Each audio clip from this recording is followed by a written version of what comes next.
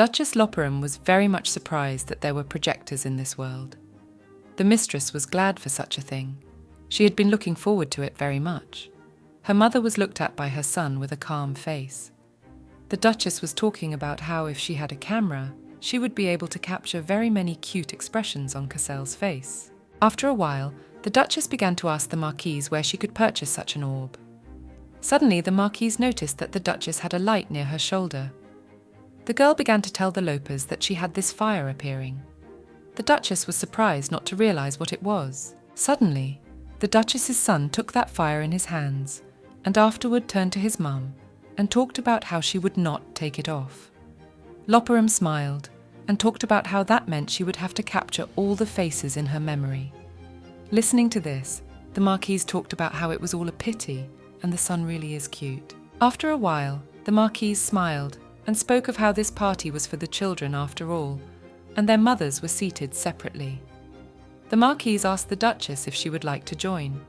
The Duchess's son stood and held on to her dress and afterwards asked his mother if she would go. The Duchess leaned over to her son and took his face with her hands, and afterward told him not to be afraid, as they would be separating for a while. After a while, Loperam told her son to communicate to her that he would behave himself. The son began to call and shout at him to get away from the Duchess. The mother stood behind her son and watched him. Suddenly, the Marquise began to ask Loperam if she was worried about her son. The Duchess smiled and said that she was, as this was her son's first introduction to his peers. The Duchess talked about how she didn't really go to such events. The Marquise smiled and said that she hoped that from now on she would be persuaded to see the Duchess more often at various meetings, as such meetings were great opportunities to talk about the children. The Duchess of Loperam smiled, thanked the Marquise, and said that she would think about the proposal. After a while, the Marquise showed Madame to the ladies' table. The Duchess stood near the table and looked at all the women who were seated. The Marquise began to introduce the Duchess to all the girls and tell them to say hello to her. One of the women began to look at the Duchess carefully. She had only heard about the girl, and she had never had the chance to see the Duchess in person. After a while, the Duchess and the Marquise sat down at the table. The Marquise asked the lady to taste the cookies that their cook was making. The mistress thanked the Marquise and said that it was indeed delicious. The Marquise began to tell the Duchess that she would be sure to make more for the girl's next visit. The Duchess thanked the Marquise and told her that she would invite the girl to her son's birthday party. A woman was watching the sweet conversation between the Marquise and the Duchess. The woman put a cup of tea on the table and told everyone if she could ask a question since everyone was there. The woman began to tell everyone that she had recently bought a dog. The Marquise looked at the woman and didn't understand what she was saying. The woman continued talking and said that it is not cheap to keep dogs, and then asked what to do with the backs that do not obey their owners. After a while, the woman asked Miss Loperam what she would say about this. The Duchess looked at the woman in surprise and didn't understand what she wanted from her. Afterwards, the Duchess smiled and said that if the dog did not obey, it should be trained better. The girls listened to the Duchess's answer and smiled. They didn't understand the girl's answer, and afterwards they began to ask Mistress about why she should be trained and whether it made sense to keep naughty pets. The girls told Mistress Lopera that it would be better to throw her out on the street. The girls laughed and said that doggies are expensive and she knows her place. Meanwhile, the woman sat on a chair and talked about how the dog should be more obedient. The lady listened to all this and was very upset. She did not show sadness, although there was a lot of pain inside. The girls were still laughing and saying that her owner was a foreigner and that maybe he didn't know about all this. After a while, the woman started to calm the girls down and told them why they were saying all this. After all, it was about a dog. Meanwhile, the Duchess sat with her hands clenched and talked about whether they were really talking about her, since the girls had also mentioned the owner. The mistress couldn't believe that the Kian was a foreigner. After a while, the woman thanked Mrs. Loperam for sharing her opinion. The woman was telling the girl that her dog was contentedly stupid, but she would try to train it. The Duchess sat with incomprehensible feelings. She did not understand what this woman was allowing herself. Everyone was still sitting at the table and chatting sweetly. The Marquise and the Duchess sat at the table and felt superfluous there. They were sad. The Duchess sat at the table and thought about what they say, that the high society is a battlefield. However, a girl got involved in a strange fight. The mistress wanted to see Cassel. She wondered if he was having fun there. The woman decided not to be silent and called out to the Duchess once more. The woman said that as far as she could remember, Mrs. Loperam was going to invite guests to the mansion. The woman asked the Duchess if she was sure. Mrs. Loperam sat and thought about the battle she was now being dragged into by the woman now. The Duchess had no guesses, but she realised that she could not lose. So the mistress told the woman that she did, and afterwards asked her if everything was okay, or if something was wrong. The woman laughed and told the girl that she didn't think she would be allowed to do that. The woman began to tell the lady that she could not go against the Duke's word. The girl stopped smiling and began to tell the woman in a serious voice that her anxiety was unnecessary, as the Duke did not forbid the girl to invite guests. The woman began to tell the girl that the Duke did not care, and then wanted to add something else, but she could not do it because she was interrupted by the Marquise and said that she did not even want to drink tea. After a while, the Marquise asked something from the girls. She wondered if she could share her thoughts on the past topic. Listening to all of this, the Duchess was very much upset. She was not happy that the Marquis had gone to the same place. Suddenly the girl began to speak.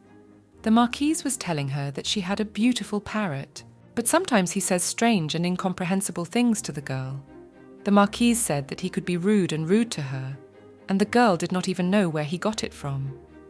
The Duchess did not understand what the Marquise did, whether he stood up for the girl or beat her indiscriminately. Mrs. Loperam began to tell the Marquise that it all sounded incomprehensible, and after the girl asked the Marquise what she did, the Marquise began to ask the mistress what she could do, because it was a bird, not a person.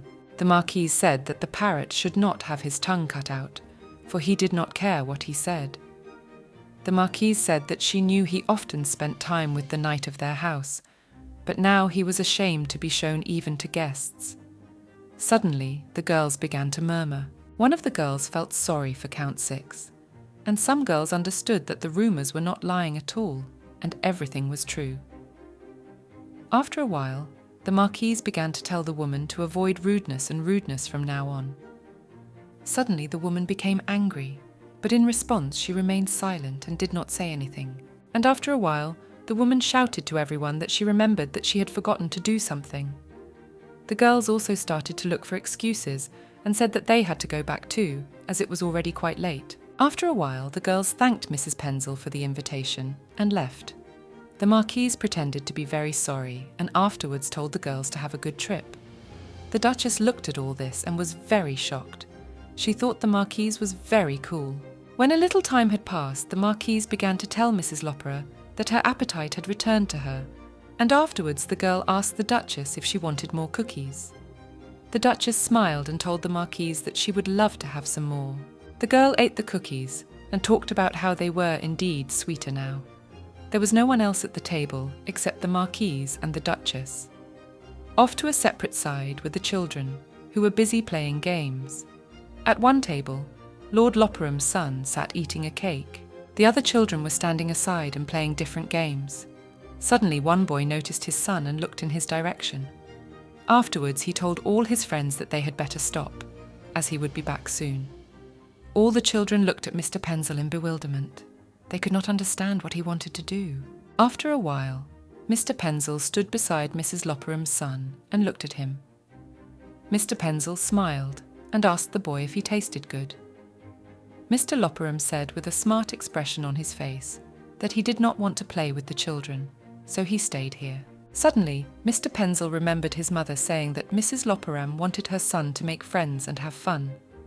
Cassel also remembered his mother's words and said that if he did not keep his promise, she would be hated. After a while, Cassel began to tell the gentleman that he liked the pie very much, and afterwards he asked Penzel if he wanted to try it. Suddenly the boy started asking Cassel about how he didn't know who he was. Cassel looked at the boy and didn't realize who he was, and afterward Cassel with a calm face asks if he needs to know that, because the parquet is lower than Cassel anyway. Mr. Penzel looked at the guy and told him that he would give him a clue, and then the guy said about the fact that this cake that Cassell is eating was made in their pastry shop. Mr. Lopperam realised that this boy was Mr. Penzel, the culprit of the whole celebration. The boy began to tell Cassell that he was, and afterwards, with a smile on his face, asked the gentleman if he was jealous. Cassell was indignant and said that he was not envious in the slightest. Mr. Penzel, with a surprised face, asked the boy why he didn't envy him, but Cassell, with a disgruntled face, said nothing. Cassell thought about his mother's words, as the lady said that she would now congratulate the boy every year. Suddenly, Mr. Penzel noticed Cassell blushing, and then asked the boy why he was so embarrassed. Mr. Lopperam jumped down from his chair, and then asked the boy why he came up to him, because he was having fun without him. Mr. Penzel smiled and talked about how Cassell looked the most interesting. And afterwards the boy added and said about leaving Mr. Lopperam behind, it would be very rude. Cassell said with a displeased face about how to understand this, and why he thought so. Mr. Penzel did not answer anything about it, and said about his mother's constant praise. Afterward, the boy asked Cassell if his mum had had enough. Mr. Lopperam folded his arms and told the boy about it happening non-stop. Mr. Penzel started to ask the boy if he was sure, since his mum praises clearly more often than he does, but Cassell decided not to lose the argument, and talked about how his mum doesn't even let him rest. Penzel smiled and told Mr. Lopez that his mum does a lot for him, but Cassell said that he doesn't care, and she certainly doesn't compare to hers. An argument started between the boys. After a while, Mr. Penzel was approached by one of the company of his friends. The boy called out to the gentleman and told him what he thought. Mr. Penzel had left them to be with someone important, not this child. The boy asked the gentleman about playing with him. Mr. Penzel began to ask the boy what the problem was, because he was the one who chose who to be with and who not to be with. Suddenly, the boy began to ask Mr. Penzel if he didn't know anything at all. The boy pointed his finger at Cassell and said that this brat was a savage and had barbarian blood in his veins. The boy was yelling about how his mum said that even if he just went near Cassell, he would be cursed for life. Listening to all this, Mr. Lopperam didn't know what to say to him, so he just lowered his eyes to the floor and just remained silent. Afterward, a smile played on Cassell's face. The boy slowly began to look up at the boy and say something to him. The boy was watching the Lord, and his eyes began to read fear. Meanwhile, Cassell looked at the boy with surprised eyes and asked him if he could answer for his words. The boy's eyes read fear, but he still told Cassell that he was responsible for his words and he would not be afraid. Cassell thought about it. He remembered the words of a gentleman who said that Mr. Cardicel was a member of one of the most noble families of the empire, and only the family of His Highness was above him. So in order to live up to his status, the gentleman needs to learn manners. Cassell thought about these words and said that when the boy grew up, he would be afraid to raise his head in Cassell's presence, but for now, it was just idle chatter. Mr. Lopperam looked at the boy carefully, and afterwards, Cassell began to tell the gentleman that he was well aware of these rumours, and that the boy, apparently, was not clever enough to watch his tongue in the presence of the future Duke. The boy's face showed a look of surprise. After a while, Mr. Penzel came up to Cassell and asked Cassell what he was going to do. Mr. Lopperam began to tell the boy that he should not have mentioned his father's title, but for all that, Cassell was still not going to do anything to this rude boy. Mr. Penzel began to ask Cassell why he thought so, because it was not shameful to be a nobleman. Cassell covered his eyes and began to talk about how he had promised his mother that he would get along with the children. After a while, Mr. Penzel interrupted Cassell and told him that he was going to tell him something. The boy began to talk about how his mother had told him that bullying his friends because of rumours was bad. Cassell thought for a while and said that all this was probably true. After a while, the woman ran towards the children and started calling her son Varun. The woman got angry and told her son that they were leaving. Varun immediately ran to his mum, and after a while they started to move away from this meeting. Cassell looked at Varun and talked about how he was told to be friends with him because they were the same age. Cassell began to ask Mr. Penzel about how adults don't do that. Mr. Penzel decided that anything was possible. The Marquise and Mrs. Lopperam sat at their table. The Marquise smiled and began to talk about how when she talks to her son, she loses track of time.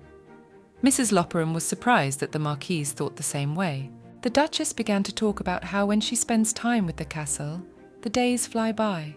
The Marquise smiled and talked about how she didn't realize they were so much alike.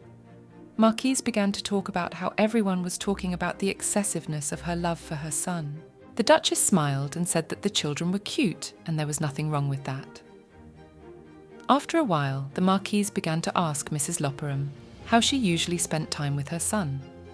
The Duchess wanted to say something, but at some point she couldn't do it. The mistress began to feel dizzy. The girl remembered Sherial's father. He had shouted and told Mistress Lopera that he had given her everything, and the least a girl should do is show up in high places and pretend to know. Her father was telling the girl that besides a smarmy face, the mistress had nothing, so she should take advantage of it. The Duchess sat on the chair and thought about the fact that it was Sherial's father. The memory to the girl just seemed and disappeared, but the Duchess still felt bad. The girl could not distinctly hear the Marquise calling her. The Marquise was asking Mrs. Lopperam if she was all right. The Duchess answered nothing and just held her mouth. The Marquise wanted to say something to the girl, but Mrs. Lopperam interrupted her and said that she was fine. The Duchess began to tell the Marquise that she was just having second thoughts about her son. Looking at all of this, the Marquise began to tell the mistress that she seemed to love her baby boy very much. After a while, the Marquise suggested that mistress go check on the babies if the girl was so worried about him. Mrs. Lopperam thought it was a good decision, and afterwards the girl thanked the Marquise for such kindness. Some time passed, and the Marquise and Mrs. together with the maids began to walk towards the children. The Duchess walked and thought about whether Cassel had fought with someone. The Duchess thought about what she believed her son, but for all that, the girl had read the novel, so her son's abilities had already manifested themselves. As soon as the Marquess began to get closer to the children's servants, something strange began to happen. All the servants of the children began to behave strangely, as if they were afraid of something. The Marquise noticed this at once, so she began to ask the servants if everything was all right and if nothing had happened. One of the servants looked down at the floor and said with fear in her eyes that something had happened between Mr. Loper and Mr. Devil, and that Mr. Loper had cried as a result. Hearing this, the Duchess could not believe these words. The Duchess scolded herself and said that she was a fool because Cassel was only a child, and the girl could have guessed it. The mistress immediately ran towards her son, and after screaming started calling for him. Cassel ran to his mother in tears. The Duchess hugged her son and began to comfort him, telling him that everything was fine and his mum was here. Cassel tried to say something, but he couldn't. The Duchess immediately started looking her son in the eyes and asking him why he was crying and if he was okay. The Duchess asked Cassel about who was to blame. The lady was hugging her son and asking everyone who dared to hurt the child. Suddenly, the Duchess's gaze fell on the woman. The mistress decided that Castle had been touched by Mistress Surtee. The Duchess asked the woman to explain herself and tell her what had happened. Mrs. Cherty began to look at the floor, trying to say something. Her gaze was depressed. After a while, the woman began to talk about how her son had said that he had made a small mistake. Then the Duchess began to ask if it was because of a small mistake that her son was crying.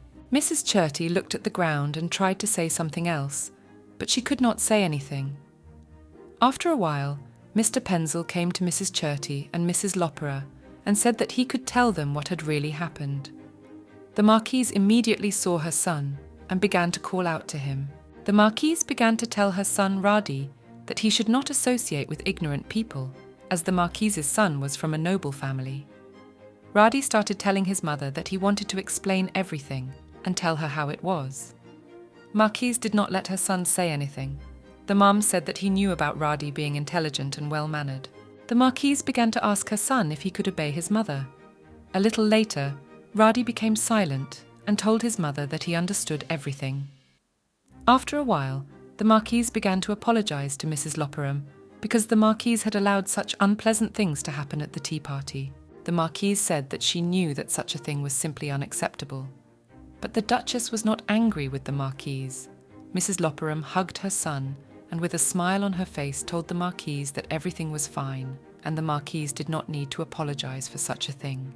The Duchess started telling everyone that the only thing she wanted to know was why her son was crying, and whether or not he had been apologized to appropriately. Mrs. Loperam was telling Mistress Surtee that she was not the most patient woman, so the Duchess was waiting for an answer from the mistress anyway. The Surtee woman tilted her head at all and began to talk about how Cassel had told them that he was a descendant of barbarian, so by doing so the boy had insulted the entire Duke's family. Mrs. Surtee laughed and told the girl that Cassel was just a child. The Duchess began to ask the woman about whether that excused him. The Duchess began to tell Mrs. Cherty that their house was constantly being made to look unfair. Mrs. Loperam decided that Mrs. Cherty's son had probably heard the rumours because of all this. After a while, Cassel began to look at his mother and afterwards decided to tell her everything. The son was telling the mistress that the boy had told him that if he went near Cassel, he would be cursed. Mrs. Cherty laughed hysterically and told Mrs. Loperam that she had already punished her son, so it was all in the past. After a while, the woman slapped her son and decided to change the subject. The Duchess was hugging her son and telling Mrs. Cherty that on such a good day, Mrs. Cherty hit her son. The woman tried to say something, but she couldn't. She just laughed and tried to talk about another topic. Mrs. Loperam was talking about how the woman reprimanded him and hit him. The Duchess asked Mrs. Cherty if they had a conscience. Mrs. Loperam began to ask the woman to apologise to her son. Mrs. Cherty began to apologise to her son, but the Duchess did not like it and told the woman to stop. Mrs. Loperam began to tell Mrs. Cherty to apologise to her son. The woman, with all her anger, took her son by the head and began to ask him if he had heard that he should quickly ask for forgiveness. The madam's son screamed and said that he was hurt and it was not necessary to do that. The woman began to ask her son about the fact that didn't you understand? And after a while, Mrs. Cherty raised her hand to her son and tried to hit him, but the Duchess pressed Cassel harder against her and shouted to the lady to stop. Mrs. Surtee was beating her son and talking about how the Duchess was mad at them, so he should apologise quickly. The son couldn't do anything. He just dodged and yelled at his mum to stop. After a while, Mistress Surtee's son began to beg for forgiveness from Cassel in tears, saying that he didn't mean to do it. And afterwards, the Duchess was approached by Mrs. Cherty herself, who began to ask for forgiveness for her son's behaviour. The woman spoke of how she could not believe from whom he had only heard such words. Mrs. Surtee tried to touch Cassel, but the Duchess shouted to the lady not to touch him.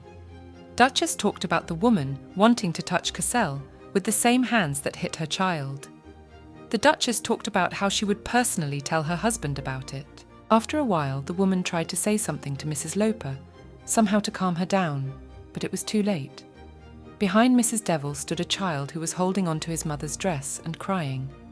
The Duchess looked at this boy and did not understand why he was treated like this, because he was not guilty of anything. The Duchess looked at Mrs. Cherty and told her that children are not toys, but people, and there is no forgiveness for such things. After a while, the Duchess hugged Cassel even tighter and told him to go home. Cassel also hugged his mum and spoke well. Mrs. Loperam was leaving this meeting and spoke of going to Keanu first thing upon her return, as it was not only an insult to her husband, but an insult from the family. Some time passed. The Duchess and her son were sitting in a carriage driving back home. Mistress apologised to her son, as she didn't want to leave so soon. The boy looked at his mum and told her that there was nothing wrong with it. The son told his mum that he had been good and had not fought with anyone and had kept his promise. Cassel held onto his mother's hand and asked her not to leave him. The Duchess smiled at her son, hugged him, and asked about why he even thought he would leave her. Cassel lowered his gaze down and spoke about how it had always been that way.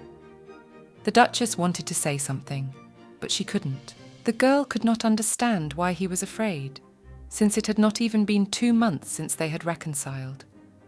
The Duchess did not understand why Cheryl was so cold to her son. Always when Cassel said something like that, the lady's heart broke into small shards. It was as if Cassel was really the girl's son, and not just the protagonist of a novel she had read. The Duchess asked her son if he was lonely. The mistress apologised to the boy and said about how she would always be there for him now. Cassel looked at his mother and said that he understood her. After a while, Cassell started talking about how he hated it when adults lie, so the boy told his mum to make a promise. The mistress laughed and asked Cassell about why his mum would lie. The son looked at his mum and talked about how he kept his promise. Cassell asked his mum if there was any other promise he had to keep. The Duchess looked up and began to think what he could give Cassell. After a while, her son realized there was nothing for him and got upset. The Duchess got ahead of him and asked him why nothing. Mrs. Loperam told Cassell that he had done everything right and had behaved very bravely. The Duchess told her son that she could fulfill any wish of the boy. Cassell could not believe it. He was very happy about it. After a while, the son asked the Duchess to read him a story before he went to bed. Mrs. Loperam was very surprised at such a request. She did not know how to answer it. Cassell began to tell her that Mr. Penzel had boasted that his mother read him stories every night. The mistress asked her son who she was talking about. Cassell said with a disgruntled face that he was talking about Radius, whom he had befriended. Mrs. Loperam asked her son if it was all true. The girl hugged her son, smiled, and said that it sounded wonderful. The mistress asked her son if he would introduce him to her to Mr. Penzel next time. The girl said that she would prepare a place where Cassell and Radius could play in peace. Cassell began to tell his mum that he didn't really want to meet him. The son asked his mum for there to be a walnut cake. The Duchess smiled, laughed, and said that since the son was asking for it, the girl would ask him to make it especially for him. After a while, the lady and her son arrived at their castle. Mrs. Loperam was walking home and talking about the sun going down. Mrs. also noted that it had been a hard day and that summer was coming soon. Mama asked Cassell if he wanted to go boating when it was warmer. The son asked his mum if he would swim with her or not.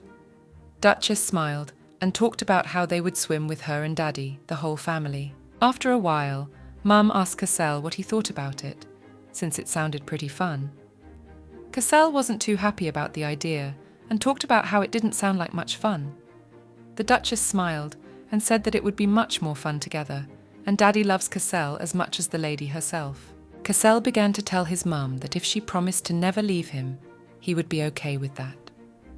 Mrs. Loperam thanked her son and told him that his mother would do her best for Cassell. After a while, Mrs. Loperam was sitting on her bed in her room. The Duchess sat there, not understanding what Lady Cherty had meant at that dinner, how Sherial had been forcibly given away to Kian, and why all of a sudden he had been called a barbarian in the first place. Lady Loperam didn't understand why she had left Cassell alone. The Duchess didn't understand why Kian had said the lady hated him. Mrs. Loperam said that the rules of etiquette and norms of society were with the girl from the beginning, as soon as the Duchess was in this place. But at the same time, the lady did not remember anything about her family. The Duchess realized that something wrong had happened. The girl decided to remember what she had forgotten. After a while, the Duchess called her maid Margot. The girl was attentive and listened to her mistress. The Duchess began to ask the maid if they had any prejudice against foreigners in the Empire.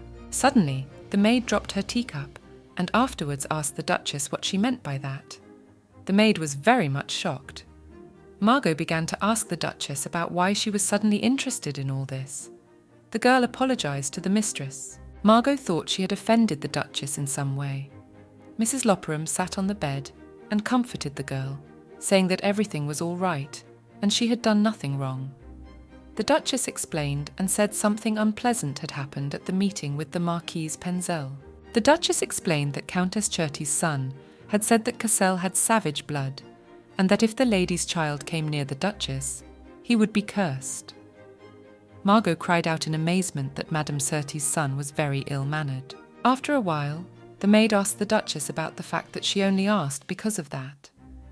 The Duchess thought for a while and said about how her memory was actually still coming back after that accident. So that's why the Duchess asked that. Margot folded her arms and listened intently to Mrs. Loperam. After a while, Margot said something about how she now understood why the Duchess liked the young gentleman. Mrs. Loperam shouted and said that it was by no means true. The Duchess asked the maid if she thought that when her memories came back to her, things would go back to the way they were before. Margot wanted to say something, but the Duchess interrupted her and said that she loved Cassell, and there was no child in the world kinder and lovelier than him. The maid told the mistress that she understood her, but however, it was better not to tell the Duke about the Duchess's problem. The mistress began to ask the maid why she was saying that. Margot began to tell the Duchess that she didn't know what exactly had happened to the girl, but this memory loss must have a reason. Margot said that the girl had changed a lot since the accident, and if the Duchess's husband found out that the girl had become so kind because she had lost her memory, it could cause the Lord to become withdrawn and his feelings to grow cold. Margot told the girl that when her memories came back, the Lord would not have to feel the pain of seeing the Duchess emotionless. Mrs. Loperam asked the maid if the master did not hate her. The maid went to the broken cup, cleaned up the shards, and told the lady to think about it, because if that was so, the master would not have spent a lot of money on their wedding. The Duchess began to ask the maid what the vast sum of money meant. Margot began to talk about the Lord to reignite the flame of nobility of their fading house, that the Lord had proposed to the mistress. Mistress still couldn't believe it. Margot reassured the girl and told her that it was true. The Duchess didn't believe it was true. After a while, the maid began to say that if they talked about the situation with the Duchess of Cherty, the maid would contact the Marquise of Penzel and find out the details and then give them to the master. The Duchess started to tell Margot that maybe she'd better do it, but the maid said she shouldn't do it as the master would notice, because the Duchess was always squeamish when talking about foreigners, so it would be weird if the mistress would start to take an interest in them and insist on punishing the Duchess of Cherty. Thinking about it all, the Duchess decided that Sherial had some kind of negative experience with foreigners. Margot calmed down and told the Duchess not to worry, as Mrs. Cherty had insulted the only heir and the entire duchy. Margot began to talk about the fact that the mistress would not go unpunished. After a while, the Duchess asked the maid to tell her what would happen to Countess Cherty and her family. The maid bowed and said that she understood and she would do so. Margot wished the girl a pleasant, good rest and then left. After a while, the Duchess was alone with her thoughts. The mistress was talking to herself about the fact that her family loved her very much. The girl could not understand why she had been so rude to them. The Duchess didn't understand what had happened to Sherial or what the reason was. A week passed. Mrs. Loperam was sitting in her office talking about how she was feeling hotter. Margot walked over to the girl and carried her some ice water. The Duchess took the water and thanked the maid for such a thing. Margot began to tell the Duchess that she had good news, and afterwards the maid asked Mrs. Loperam if she wanted to hear it. The Duchess did not understand what the good news was. The maid began to remind the Duchess that a little earlier the mistress had asked to be told about what was going to happen to Cherty. Margot began to say that Mrs. Cherty was no longer a countess, and they would no longer be able to attend any meetings. The Duchess was very much surprised by this. She didn't understand how this was possible. Margot began to tell the Duchess that the investigation had revealed that the Countess was having an affair with a knight of her house. The Duchess was very much shocked by this news. The mistress immediately remembered that Mrs. Penzel had said the same thing. Margot began to tell further. The maid told that, moreover, the son of Mrs. Cherty turned out not to be the son of the Count himself. Mrs. Devils was thrown out penniless. Mrs. Loperam was surprised at this, but told Margot that she understood.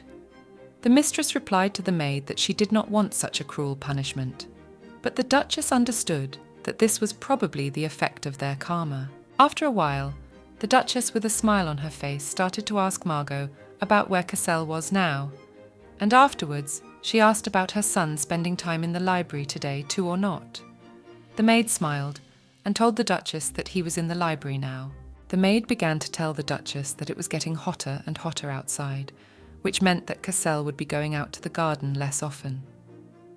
After a while, Mrs. Loperam began to tell Margot that she really wanted to see Cassel. Hero asked the maid if she could prepare cold desserts. Margot bowed and told the Duchess that she would do everything. After a while, the maid looked at the Duchess once more and decided to tell her something else.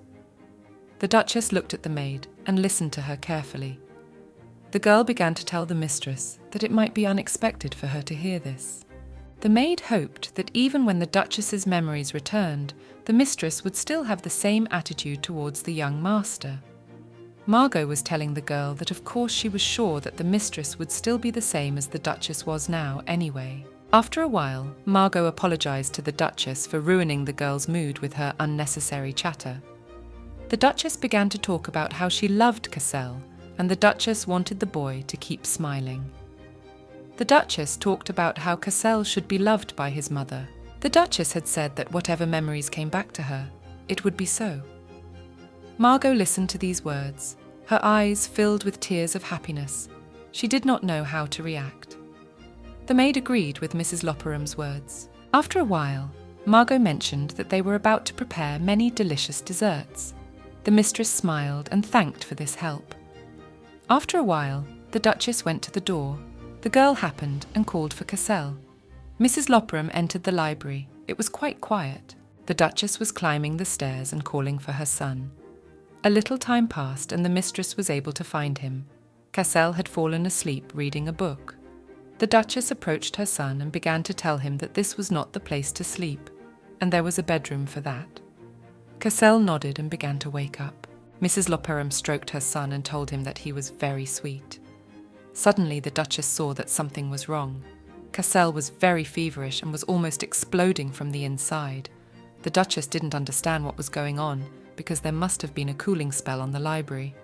After a while, the Duchess took her son in her arms and quickly ran to his room. The Duchess screamed and called for her son, but he could not say anything and just mooed. Cassel was unconscious. He remembered the conversation of Mr. Penzel, who talked about how his mother always tells him bedtime stories. What Mr. Penzel was telling Cassel was that there were many places in the mansion. These are the places the gentleman can hang around in, except for his room. Cassel stood with a confused face and talked about how it sounded like it was something out of the ordinary. Mr. Lopperam spoke of having places like that. Radius laughed and talked about how his mom loves still more than Cassel. But Mr. Lopperam didn't understand why that would be. Cassel shouted and said that his mother loved him more than Mr. Pencil. Suddenly, Radius started asking Cassel about whether his mother took care of him when he was sick. Mr. Penzel bragged that when he was not feeling well, his mother always held his hand. Cassel looked at the gentleman and could not answer anything. He just kept silent. After a while, Mr. Lopperam said that he had never been sick. Cassel thought for a while and said it was because he was a good son and didn't make his mom worry. Mr. Lopperam was proving with a smile that she seemed to be loved more after all. The gentleman thought of his mother. The Duchess called him Cassel because he is a good son who always does what he is told. In his delirium, Cassel asked Mistress that his mother would continue to take care of him, even if he was not like a child. Mr. Lopperam screamed and complained of severe pain in his head. Mrs. Lopperam did not know what to do.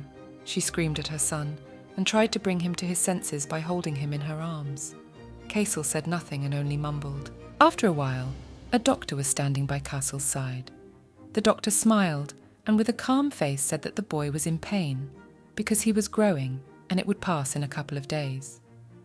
The doctor said that Castle didn't have any health problems, so she could not worry about it. The Duchess asked the doctor if the fever was also due to the growth. Mrs. Lopperam screamed and said that the castle's body was like boiling magma. The doctor said with a smile that the castle has an innate ability and he has it fire. When the Lord's power reaches a certain threshold, Cassel's body can't take it, so the gentleman is getting worse. The doctor reassured the Duchess and told her that the first aid had been given, so now the young gentleman needed to rest. After a while, Margot came up to the Duchess and told the lady not to be frightened for the boy. The maid told the mistress that she would see to the young master's condition. Margot asked the Duchess to go rest in her room. Mrs. Lopperam apologised to Margot for the way things had turned out, and afterwards the mistress thanked the young lady for taking such care. The Duchess told the maid that she would not be able to rest easy if she did not take care of her son herself. Mrs. Lopperam told Margot that if anything happened, she would call her. After a while, Mrs. Lopperam asked the maid if she could leave her alone with Casel. Margot began to walk away slowly, calling the doctor with her. The doctor told the girl not to overexert herself. Night was falling.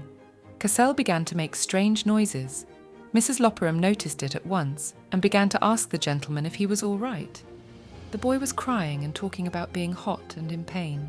The Duchess soothed her son and told him that everything was fine and his mum was there for him. Cassell mooed, and there were tears in his eyes. Mr. Loperam looked at his mother in tears and called out to her. The Duchess was very much surprised at Cassell calling her mum. Madam was telling her son about his mum being here. Cassell began to slowly get out of bed and look at his mum. He apologised to the Duchess for acting like a child, even though he really didn't want to. Cassell yelled and said he wouldn't do it again. The Lord asked his mum not to hate him. The Duchess hugged her son and asked him why she should hate him. Mrs. Loperam was telling Cassell that she was very happy because he called her mum. The Duchess was telling her son that he didn't have to try to not act like a child. The Duchess told Cassell that he could do what he wanted. Cassell sat on the Duchess's lap and called her mummy. Mrs. Loperam asked the gentleman if he was in pain, and afterwards she calmed him down and told him not to be afraid. After a while, the Duchess put her son in bed and told him to just lie down and rest. The lady was telling her son that a good rest is very important for recovery. The Duchess was telling Cassell that when he was better, they would go boating and have fun. The gentleman looked at his mother and just nodded. After a while, Cassell asked the Duchess if she could still read the book until the master fell asleep. The Duchess asked her son if it would bother him because Cassell was in pain, but the gentleman reassured the Duchess and said it wouldn't bother him one bit. The Duchess took the book in her hands and smiled as she looked at her son. After a while, Mrs. Loperam began to read a story to Cassell. After reading to the end, the Duchess looked at Cassell with a corner of her eye, checking whether he had fallen asleep or not. The Duchess was pleased to see that Cassell was sound asleep. Suddenly, Mrs. Loperam's husband peeked out of the door and started asking Sheriel why she was still out of bed. The Duchess began to tell her husband not to scare her like that, and after a while, Mrs. Loperam began to ask Kian why he was still awake, as he had been working all day and was probably tired. Suddenly, the Duchess began to smile and asked Kian about worrying about Cassell. The Duchess's husband did not smile and calmly said about how he should know that Cassell was fine since he was the future heir. Mrs. Loperam smiled and told Kianu not to worry. The Duchess realised that Kian was lying because he had said he was tired from working late, but he came here anyway. Mrs. Loperam decided that her husband could not be honest at all. After a while, Mrs. Loperam told Kian that she would be with the Casslaw all night. Kian was very much surprised by this. He began to ask the Duchess if she was up to something. Mrs. Loperam told her husband that she wasn't plotting anything, and it was for the best. Kian turned away from the girl and talked about how, if she is the one the guy knows, it is very strange. The Duchess began to ask Kian that perhaps she had changed, but the girl's husband looked at the lady and told her that people don't just change at the snap of a finger. Mistress Loperam began to ask her husband why he thought that. Kian looked at the Duchess and told her in a cold voice that it was all because the Duchess hated her husband and Cassell. Duchess began to yell at her husband and talk about how once upon a time that may have been the case, but now many in the girl's mind have changed. Kian was surprised to start asking the girl about the fact that it was because of this that she had gotten so angry at the Marquise when she had insulted the Cardizel. Kian had no idea why the Duchess got so angry at the mere mention of the guy's roots. The Duchess smiled and asked her husband what the child had to do with it. Kian sighed and talked about how the baby had nothing to do with it. After a while, Kian asked Sheriel if she would take his hand. Taking her hand, the husband began to ask the girl why she was trembling. The husband looked at the girl's hands. The Duchess asked him what he wanted to do. Kian was shocked. He was telling Mrs. Lepera that this was all strange, as she was disgusted to touch him, and now the Duchess was calling him by his name, much less holding his hand. Kian began to ask the Duchess about her memory loss in the accident. Kian was slowly guessing to this point. Mrs. Loperam was shocked by such a thing. She didn't know how to react to it. Kian had told her that if the girl had lost all those memories, it explained everything, and that was why it was so easy and pleasant with the Duchess now. Mrs. Loperam realised that she had blundered, even though everything was going so well. Duchess didn't understand that it was really that hard on Kian, and Margot was right. Kian sat and told his mistress that if it hadn't happened, he wouldn't have known about it. The Duchess's husband asked her how happy he could be when a girl hated him. After a while, Kian began to walk away. Mrs. Loperam watched him and shouted at him to stop. Kian turned to the Duchess and stood a few centimeters from the lips of the mistress. Afterward, the guy hugged the girl. Kian started telling the girl that he fell in love with her smile, bright as a ray of sunshine. Kian said he fell in love with the sound of the girl's timid whisper, the gentle voice, and everything about Mrs. Loperam. The girl's husband talked about how when the Duchess's memories returned, they would no longer be able to be intimate. Kian asked the girl to let him be selfish. The Duchess tried to say something, but she just kept quiet. The girl laughed and told Kian to let her go. The guy apologized to the girl and stepped back a few meters. After a while, Kian asked the girl what the Duchess's decision was. Mrs. Loperam was telling Keanu that if he really wanted it, the girl had no power to stop him. The girl was telling the guy that she knows he is a kind and loving man. Duchess said that she now knows that all of Kian's rudeness comes from shyness. Mrs. Loperam understood that the guy was afraid that the girl would turn away from the guy when the memories came back, that the girl would be full of anger and the Duchess's gaze would be cold. Mrs. Loperam asked Kian if it would hurt him. The guy called the girl by her name and just kept quiet. The Duchess began to tell the boy that even if her memories came back, she would not forget Kian's warmth. Kian was surprised to ask the girl where she got this sensuality from. The guy told the girl that if the Duchess continued to talk like that, Kian would not be able to accept it if the girl changed. Kian was hugging the girl and telling her how nice she was. The girl looked at the guy and laughed. Kian asked the girl with surprise and incomprehension why she was laughing. The Duchess smiled and told Kian that she was very nice. The girl looked at Kian and smiled. Mrs. Loperam was pointing her finger at Kian and talking about how it was the same man who hadn't even looked at her at that dinner. The Duchess's husband talked about how he thought the girl would forget it. Kian admitted that he thought the girl was just messing with him.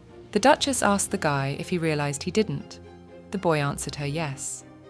After a while, Kian looked at the Duchess and told her that he had waited so long for Mistress's smile. The Duchess was telling Kian that she was cold and rude to him. The girl asked Kian why he still loved her. Kian was telling the girl that of course he loved her, and he was still in love.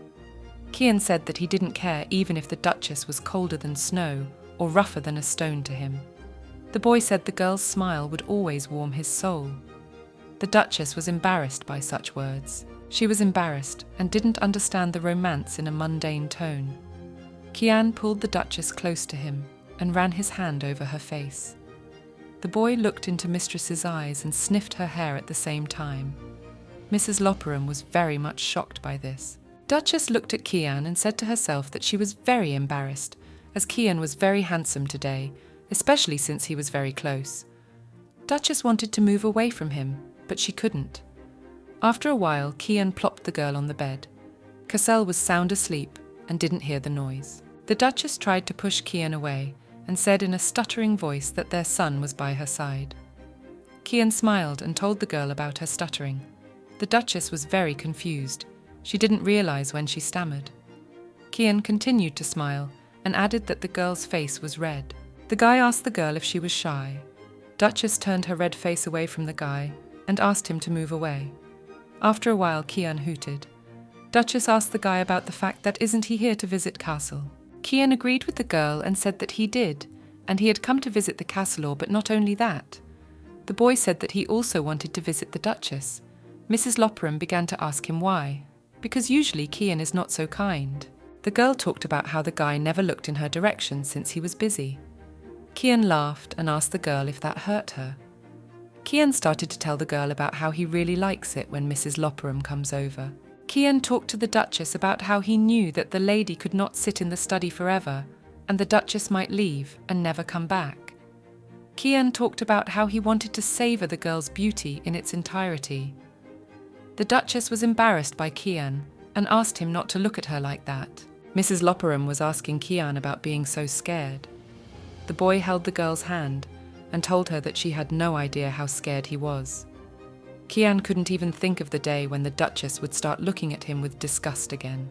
The Duchess comforted the boy and told him that she would not leave, and she wanted to be by his side, even if she regretted it in the future. Kian smiled at Mrs. Loperam and told her that he would always love her. The Duchess was shocked at such words. It was unexpected for her. The girl tried to push Kian away, but she couldn't say anything to him out of embarrassment. The Duchess realized that she needed to calm down. The girl decided that she needed to kick Kian out first. The Duchess started telling Kian that that was enough for today and she needed to keep an eye on Cassel. The guy started suggesting to the Duchess to do it together, but the Duchess started telling Kian that he has a lot of things to do and he is busy. Kian calmed the Duchess down and said that it was okay and he would just ask Ida to take care of his business. The girl didn't know what else to tell him to make him leave. Mrs. Loperam asked her sleeping son to help her. The Duchess spoke of how her heart was about to stop. Suddenly Cassel began to moo. The Duchess immediately ran over to her son and began asking him if he was okay. Cassel began to tell the Duchess that he was dizzy. Mr. Loperam also added that he had a fever. The Duchess told her son to bear with him as he was still hot. After a while, the Duchess put a compress on the Cassel and asked him if he felt better. The son replied yes. Cassel started telling Mrs. Lopera that Kian was too loud and he was making Cassel's headache worse still. Cassel was telling Duchess and Kian that he had had enough of his mum. Duchess didn't know how to respond to that. Mrs. Loperam turned to Kianu and looked at him. After a while, Duchess told Kian that he had better leave them alone with Cassel. Kian began to tell the Duchess that he knew how to help with the disease because Kian had the same disease when he was Cassel's age. Kian decided that if he stayed, he would help, but Cassel started hugging his mom and telling her that it was noisy. Kian started asking Cassel what was going on.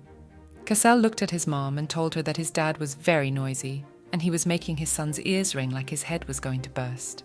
Kian looked silently at Castle. He didn't expect his heir to get such a dirty reception from his heir. The Duchess smiled at Kian and told him to go get some rest and she would handle Castle herself. Kian wanted to add something, but Mrs. Loperam didn't let him say anything and just asked him to be quiet. The girl talked about how Cassel needed peace. After a while, the Duchess told Kian to go. The guy closed his eyes with his hand and decided to leave. While leaving, the guy told the Duchess not to overwork herself.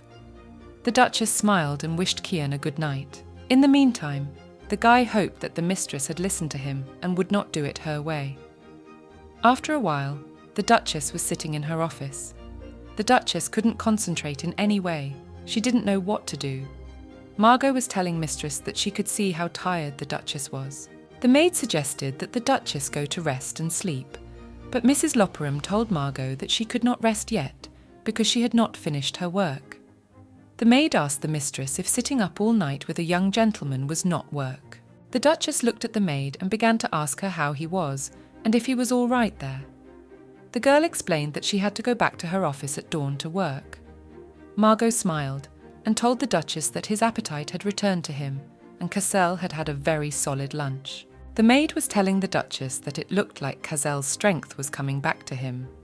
Hero was telling Margot that was good to hear. Mrs. Loperam didn't know what she would do if Cassel didn't even want to eat. The maid said not to worry, as they were all trying their best. After a while, someone started knocking on the door. The Duchess asked who was there, and Margot decided to go and check. Behind the door, the girl thought it would be Kian. The Duchess could not believe that her husband could come to her. Mrs. Loper had only thought of Kian, and that was because of the night. Margot went to the Duchess and told her that a young gentleman had come to see her. Mrs. Loperam got up and began to walk quickly to the Cassel. The Duchess was telling her son that he had not yet fully recovered. The girl asked Cassel what he was doing here. The Duchess was glad that her son didn't have a fever. The Duchess asked her son if he had a headache and if it was difficult for him to walk. Cassel began to tell the Duchess that he had no pain and that he was already fine.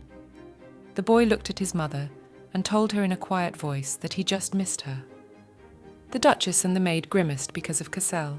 Margot was talking to Mistress about how Cassel had been very sensual lately. After a while, the maid started talking about how she had completely forgotten and she would go make tea and cake for the little gentleman. After a while, Cassel started asking his mum if she was busy. The son asked the Duchess if he could stay.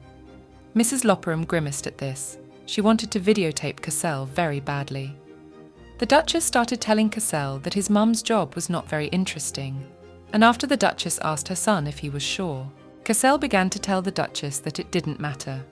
The son started to grab a chair and started to tell his mum that while she was working, Cassel would just sit. The Duchess smiled and told Cassel to wait a little while. The mum said she would finish quickly and read a story to her son. Cassel was very happy about that. He had warned his mum that she had promised, and so she should fulfill what she said. It was raining outside the window. The maid went to the window and began to tell the Duchess that it was raining for the last time, and that the season would not be soon. Mrs. Loperam did not understand if the season had started or not, as she wanted to go boating with Cassel. Cassel was sitting on a chair eating cake and telling Mrs. Loperam that he didn't mind, but Daddy wouldn't go with them. The Duchess was surprised to ask Cassel why he was saying that. Cassel started to tell his mum that yesterday Kian had said he was very busy, especially since he didn't like boats. After a while, Kian came up to Cassel and Duchess. He started to tell them that he felt like something was going on behind his back. The Duchess started to ask Kane with surprise about how she got here. Kane began to tell the Duchess that the door was open, so he decided to look in on his way to the study. Kane began to talk about how Cassel was right, and Kane was very busy. But for all that, Kane talked about how the Duchess was very important to him, so the guy was willing to go with them anytime the Duchess wasn't busy. Cassel was eating the cake and looking at Kane without saying anything. Cassel started asking his mum if he could sit with her when they were in the carriage. Mrs. Loperam said she agreed. Suddenly Kane began to tell the Duchess that he would sit next to her, as they were husband and wife after all. The Duchess looked at Kane and couldn't understand what was going on. Cassel started asking Kane if he was busy. Cassel added, and said that Mum likes to sit next to her son. Kane started telling Cassel that he needed to spend more time with Cheriel, and above all, Duchess is Kane's wife. Duchess looked at all of this and didn't understand what this childish squabbling between father and son was all about. Mrs. Loperam thought that they could make friends without any inclination, and it would be pleasant for all. But at this rate, it could not be counted on. The Duchess began to think what she could do to make everyone happy. After a while, the mistress thought of what she should do. The girl got up from her chair and began to talk about how arguing was bad, and they were not going to get anywhere good at this rate. The Duchess asked both of them to step outside for a while. Kian and Cassel didn't understand what the Duchess had in mind, and why they needed to go out. Cassel and Kian began to call out for the Duchess to explain herself, but Mrs. Loperam told the boys to be quiet and said nothing more. The Duchess began to ask Kian to stop acting like a child in front of her own son.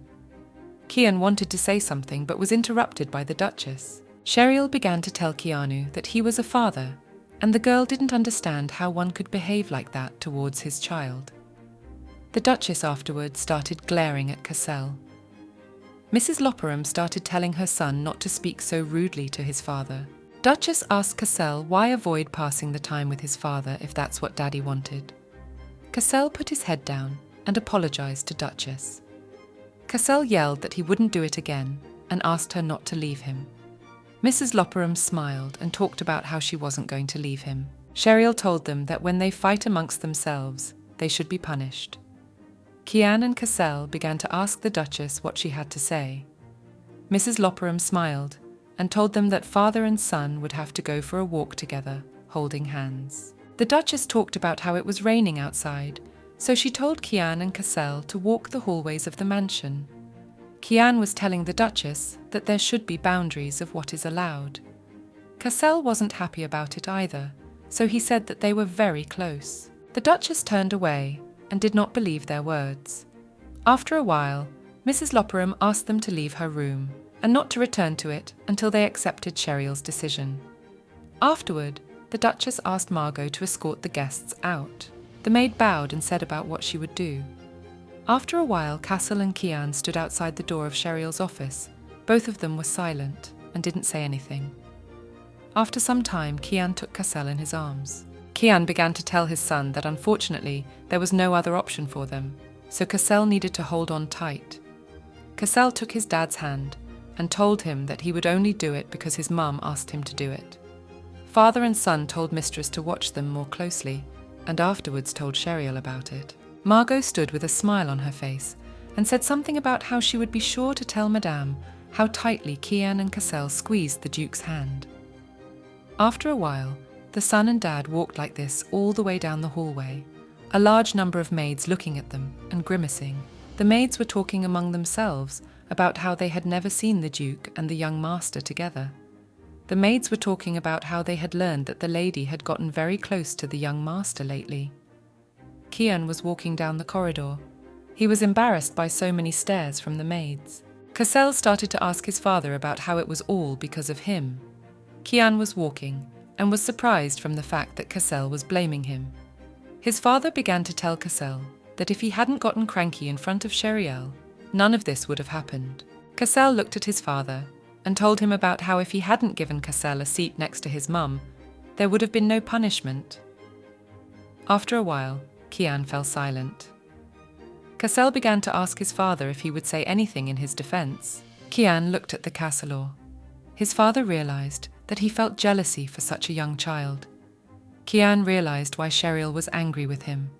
After a while, Kian told Cassel that he was wrong. The son was surprised that his father apologized to him. Kian began to ask his son why he was silent.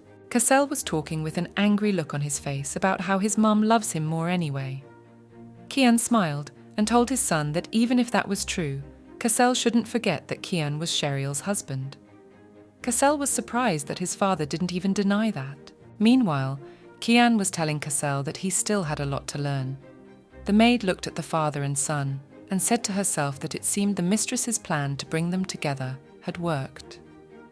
After a while, Margot noticed something. In her office, there was Sheriel asleep at her desk. The maid realized that the mistress must be exhausted. Kian put Cassel on the floor and began to tell everyone that Sheriel should be taken to the bedroom. Margot started to say that she would call the butler, but Kian said not to do that, and he would do it himself. The boy lifted the girl up and told her that she was surprisingly light.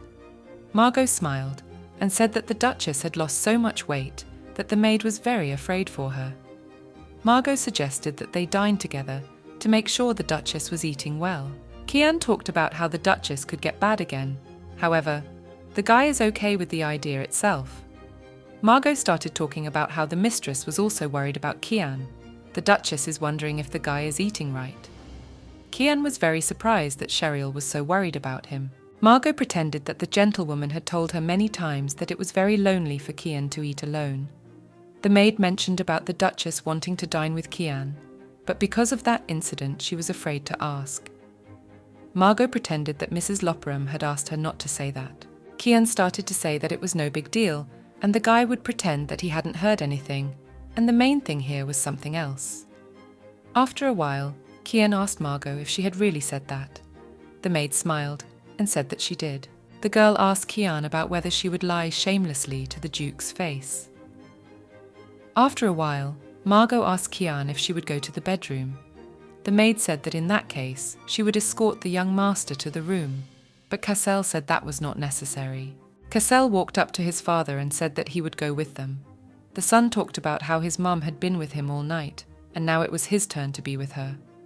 Kian realized that Cassel still wouldn't listen if his father told him to go to his son's room. Cassel began to tell Kian that he knew him very well. After a while, Kian placed Sheriel on the bed. The master talked about how the sleeping mistress was even more beautiful. Cassel looked at the Duchess and talked about how their mother is always beautiful and kind to the servants.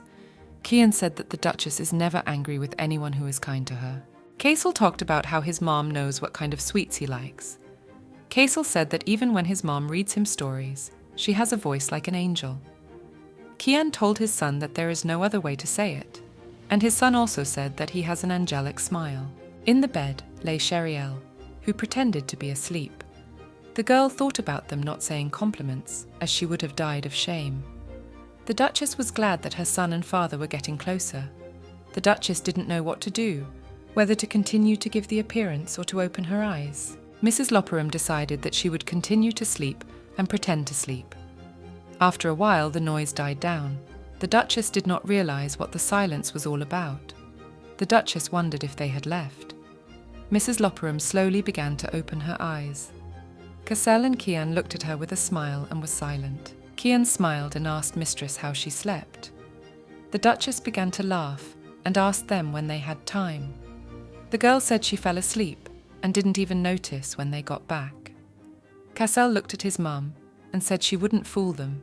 The Duchess began to speak what they had just argued. The girl asked about when they had time to become friends. Kian asked the Duchess if that was what she wanted. Cassel was telling his mum that it was her own fault they were getting along so well. Mrs. Lopperam talked about how it is very embarrassing to praise someone while they are asleep. Cassel started telling her how he could hold back when he had such a good mum. Cassel started telling his mum about how she needs to rest. Cassel started asking Cheryl if he could sleep with his mum. Mrs. Lopperam hugged her son and told him that there was no problem. Cassel began to look at his father and told him that it was time for him to go back to his room. The Duchess corrected her son and told him about not being able to keep his daddy at a distance. Cassel started talking about how it's not that he doesn't like daddy, it's just that Cassel loves Duchess more than Kian. Cassel talked about how he wants to hear from his mum that she loves him more than anyone else. Mum hugged her son and told him she was choking. Meanwhile, Kian was sitting on the edge of the bed, unable to say anything. Kian began to ask the Duchess if it was okay if he stayed here too. Cassel started telling Kian that since his mum wanted them all to get along, he would be okay with it. Duchess hugged Cassel as Kian hugged her. After a while, Cassel was asleep. The Duchess stroked her son and said that he was cute. Kian looked at Duchess and talked about how lying in bed, when a boy knows that mistress loves him, is like a dream come true. Kian talked about how he had wanted this for a very long time. Kian told the girl that sometimes she even felt like everything that was going on was an excruciatingly heavy punishment. The Duchess began to ask Kian about where this anxiety was coming from when their sweet baby was around them. Kian talked about how when the weather settled down, the three of them would all go boating. Duchess asked Kian to play some more afterward. Kian hugged all two of them and told them that he would. Kian hoped that this time, Duchess would keep her promise. After a while, Kian was standing next to his assistant. The aide looked at Kian and told him that the guy was unusually chipper today. Kian asked the aide that if there was work for talking, there would be work for paperwork. The assistant told him that there was still time. The aide was asking Kian where they were rushing off to. Kian started telling the assistant that if he didn't have work to do, they could make time for something else. The aide asked Kian about what he was saying about the expedition. The helper asked about the fact that hadn't he gone to see it recently, as the land should be fine for some time yet. After a while, the aide began to ask about the fact that maybe it had something to do with the mistress. Kian looked at his assistant. The master began to tell Lord Ritbell that he was extremely talkative today. After a while, someone started knocking on the door. The Duchess entered the study. The girl began to ask Kian if he was busy. The lady wanted to discuss something. Cassel looked at his dad and suggested his mum come by later, since it was obvious Kian was busy. But his dad said it was okay, and they could come in. Duchess started to ask Kian if he remembered the girl's promise. The mistress talked about how she would like to go boating while it wasn't too hot yet. Kian began to tell the Duchess that he would not be able to spare a day until next week. The master was telling his wife that there was no need to worry about the place, as he had already arranged everything. Duchess was shocked that Kian was also preparing for the day. Mistress was happy that Kian was trying so hard. The girl smiled at Mistress and talked about how she couldn't wait. The Duchess spoke of preparing food for the picnic as well. The Lord smiled and looked at the Duchess and her son. The aide was saying that the Lord was very lucky. As Cain got a vacation with his beautiful family, the aide decided that there must be. The Duke was very happy. The Lord spoke to the gentleman about how these sleepless nights at work were very exhausting. Master shouted at Ritbell to shut up, a couple days later. Margot was giving her bag to the Duchess and talking about how the weather was very nice today. The Duchess started asking everyone if they had forgotten anything. Margot was talking to Madame about all the requested food being in the basket. The Duchess smiled and thanked Margot for being so helpful. Suddenly, Cassel began to run towards the mistress. Duchess yelled to her son not to run like that because he might fall. Cassel apologized to his mother and said about how he just wanted to ride next to his mother. Duchess smiled and told her son about how very cute he was. Mom asked her son about sitting next to Dad in the carriage. Cassel got a little angry and said that he wanted to sit next to his mom. Duchess noticed that Cassel, due to his age, is not at all able to hide his emotions. After a while, Kian was standing near the carriage. The Duchess smiled and asked him if he was expecting them. Kian looked at the girl. He really liked the dress. Mrs. Loperam laughed and smiled and said that the dress was really nice. The Duchess said that it was popular now. Kian looked at the girl and told her that she needed to protect her skin as the girl could get burned. The Lord said he would deal with that later, but for now, the Lord told them to get in the carriage. The Duchess didn't understand what that was. After all, Kian said it with such a red face, the Duchess didn't know how to feel. Cassel began to complain to the Duchess about being hot, and afterward told his mother to go to the carriage. The Duchess said that the son was right, as Cassel was still very young. Kian took his son in his arms and said that he had put a cooling spell on Cassel so the boy shouldn't be hot during the ride. After a while, Kian noticed that the girl was blushing too, so the Lord also told the girl to get into the carriage. The Duchess looked at Kian and was embarrassed. She didn't want him to smile like that, because the guy was already handsome, but with a smile he was even more handsome. After the carriage drove off, Cassel looked out the window and asked his father if they were sure they were going there, because there was only grass around. Kian started to talk about how they would have to get off and walk a little bit. Kian was glad that the weather was right. After a while, the coachman told the gentleman that they had arrived. Kian started to say that first he-guy came out first and then told Cheryl to slowly come out, giving his hand. Cassel came down as well and thanked his father. Duchess looked at her son and laughed as she realized he was just jealous. Kian took his son in his arms and talked about how he knew that. Cassel screamed and told them to let him go, as he wanted to walk hand in hand with his mom. Kian wouldn't let Cassel go and told him that he would carry him to the lake. Kian was telling Cassel that if his son got tired before they arrived, Cassel wouldn't be able to enjoy the boat ride. The Duchess smiled and laughed and asked the boy about whether it was good to have such a strong daddy. The coachman wished them a good ride and said he would be back at sunset. After a while, Kian took Cheryl by the waist and told her to go. Duchess's heart jumped out at how close Kian was. Duchess started questioning and asking questions about how long it would take them to walk.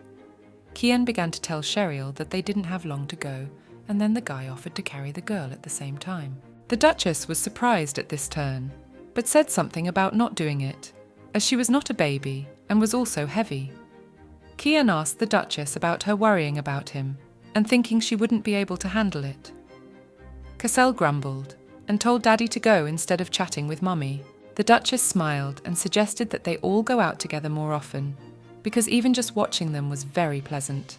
Cassel smiled and talked about how they couldn't make it work since Daddy was busy. Kian started to look at his son, and Duchess said he was cute. After a while, Kian said that they had arrived. Cassel saw something ahead and started pointing his finger. Mrs. Loperam was very much surprised at this sight. The girl talked about how she didn't even know that there was an estate with such a place nearby. Cain confessed and told the girl that he had always wanted to come to this place with Duchess. Cain was glad that the girl had finally kept her promise. Duchess asked what that promise was. Cain told the girl about how he didn't think they would have a baby. Duchess rejoiced and talked about how he must have given it right after the wedding. Duchess started talking to Cain about how she was glad that Cain was able to keep his word. That was nice of Cain. The guy talked about how he would do anything for the girl. The Duchess was embarrassed by this. The girl looked at Cain and realized that that smile made her heart jump out of her chest. After a while, Cassel began to point his finger at the boat. After a while, a man came out of the boat and greeted everyone. Cassel and his father began to climb into the boat, with the Duchess following behind them. Kian helped the Duchess carefully onto the boat, for which the lady thanked him.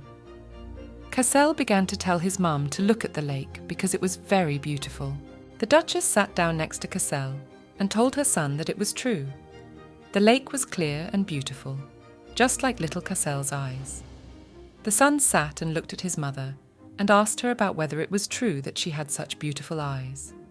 The Duchess smiled and said that it was true. The man who held the oar told them not to worry, because otherwise they might get seasick. The boat was floating, and Cassel was very afraid to sit in it because it was rocking him. The Duchess told him not to be afraid and to hold on to his mother. Suddenly the Duchess had some strange feeling, as if she had to hold something else. After a while the Duchess remembered abruptly the girl had forgotten the picnic basket in the carriage. Kian was telling the girl to calm down as the boat was rocking very hard. Kian began to ask what was the big deal about Mrs. Loperam forgetting the food basket. The Duchess spoke in a frightening voice about how she didn't want her son and husband to be hungry. Kian smiled and told the girl about how she was still so sloppy, a little in the past. The girl was always falling down, and Kian asked her about if she was always like this. The Duchess tried to deny it somehow, but the gentleman told her not to. Afterwards, the lad helped the girl up, talking about how her clothes were dirty. The Duchess sat in the boat and did not understand what these memories were and why they surfaced just now. Suddenly a longing came over the girl. The Duchess didn't understand why it was, and it wasn't because of the memories. The man with the paddle began to tell the gentleman that the girl was not feeling well. Kian started asking the girl about how worried she was about the forgotten basket of food. Cassel was also worried about his mum and asked her what happened.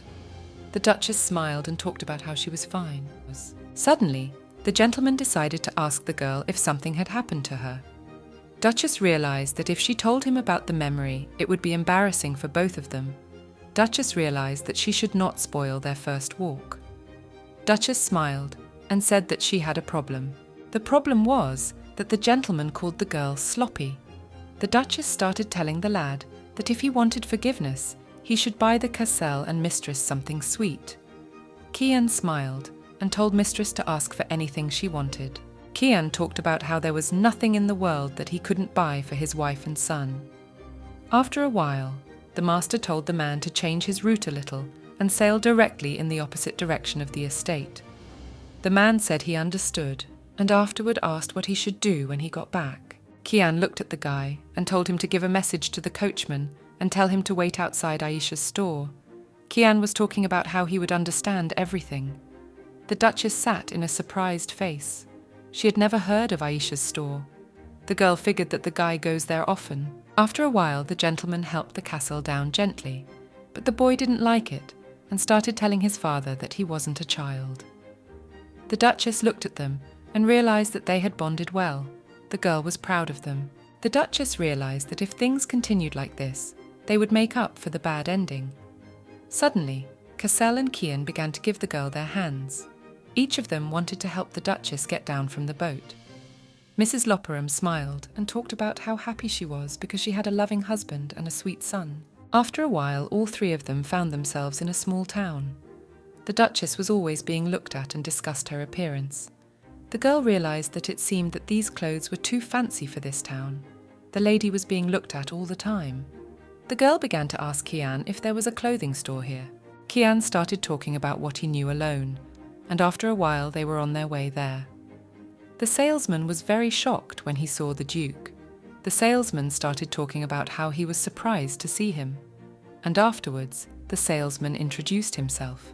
The seller turned out to be a girl whose name was Aisha, and she owned an atelier. The Duchess said that she was glad to meet him. Aisha began to say that she already wanted to say hello to the Duke, but the girl was glad that they came to her on their own. The Duchess was surprised that they knew each other, but were acting strangely. The girl decided that maybe she was imagining things for herself. Kian asked Aisha if anything had happened, but the saleswoman said it was business as usual. Aisha started asking them about why they hadn't warned her. Kian started talking about how he was passing by and went in because he wanted to.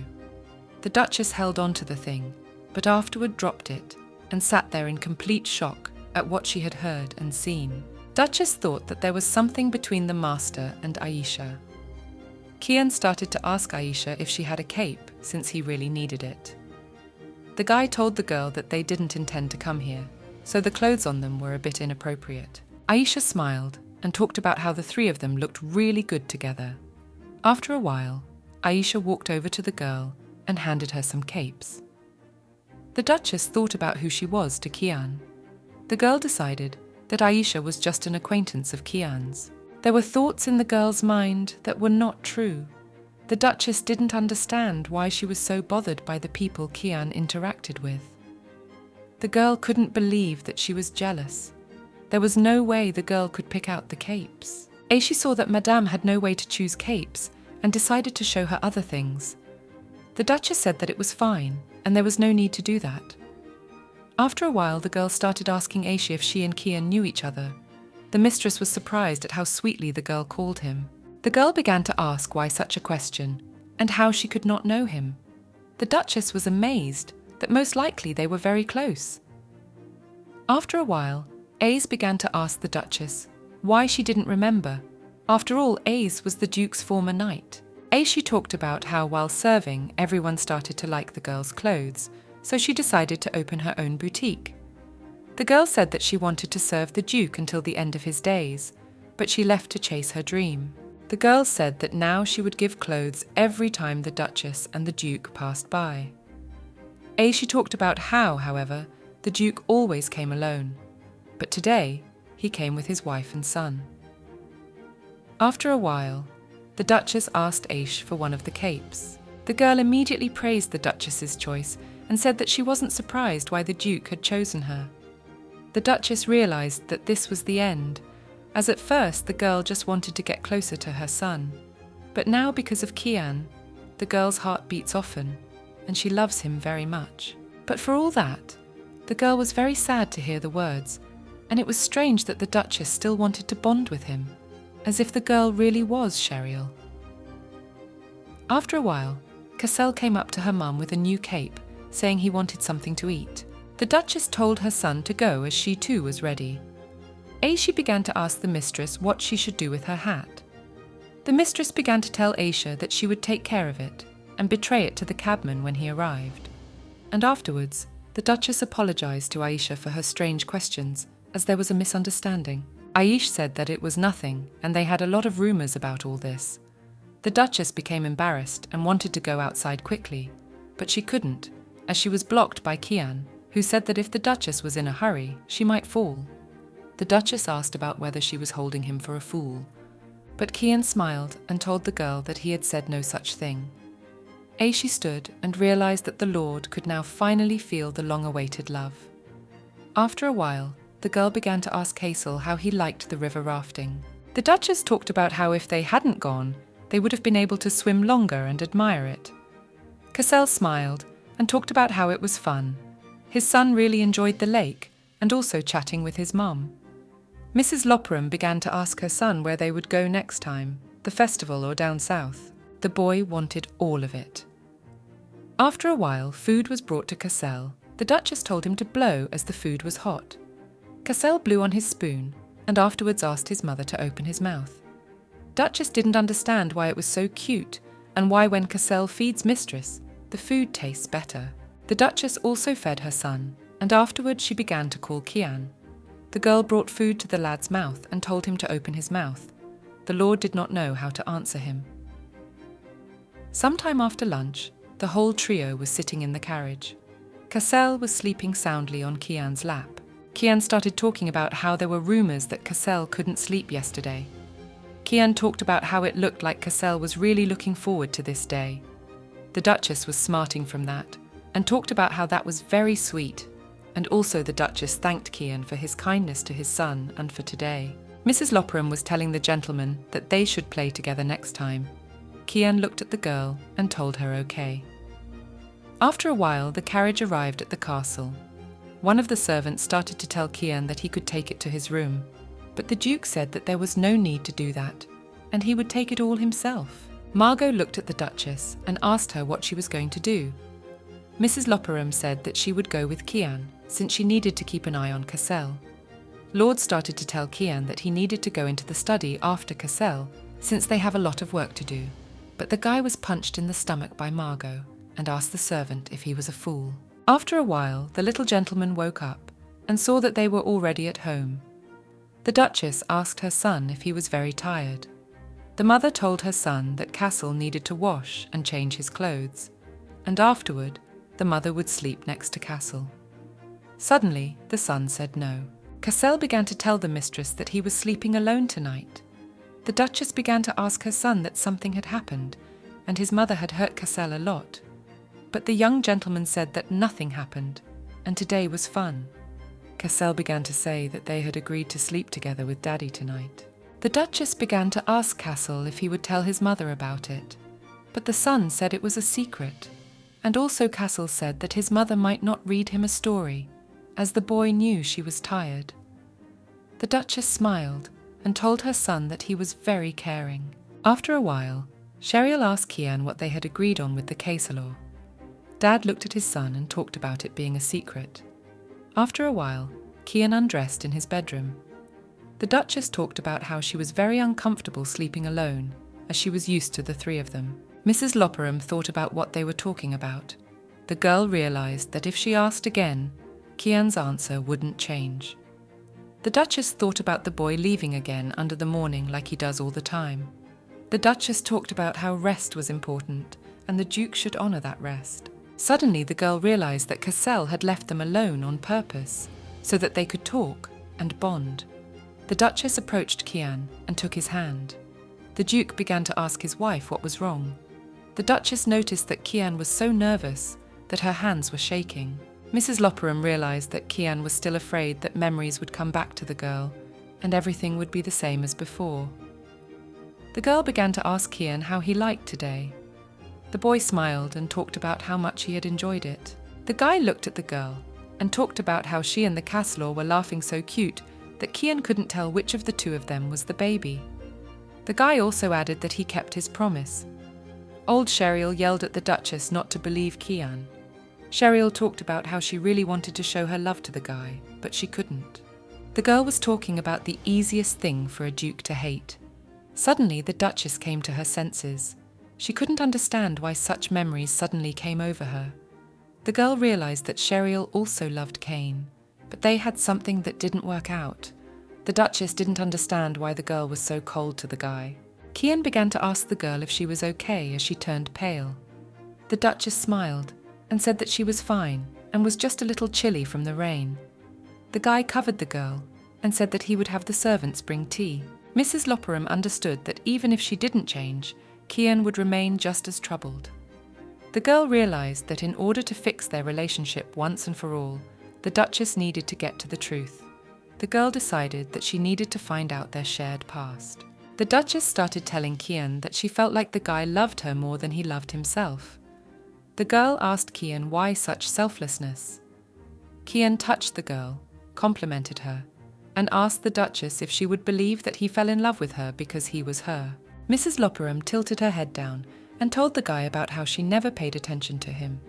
Kian started to ask the girl what this conversation was about. The girl talked about how the guy was also still anxious and thinking about their future. The girl asked him if he was afraid that the girl's memories would come back. The Duchess asked the guy to tell her what happened between them. Kian didn't want to tell it as he thought it was selfish. The guy just a girl to keep things the way they are, even if only for a little while. Duchess asked Kian about the fact that he would keep running away like that. Kian looked at the girl and told her that he didn't want to hurt her.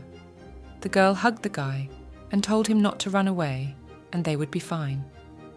After a while, the girl kissed the guy and told him she would be with him forever.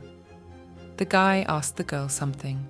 Kian began to ask about the fact that even if he kissed the girl, she would love him. The Duchess smiled and told the guy that she did. After a while, Kian and Sheriel merged into a kiss, the guy saying that this time he couldn't help but listen to the girl. The next morning, Duchess was angry because she ended up not learning anything from Kian there. Duchess tried to find out everything, but Kian talked about how he was busy and just left. The servants did the same thing.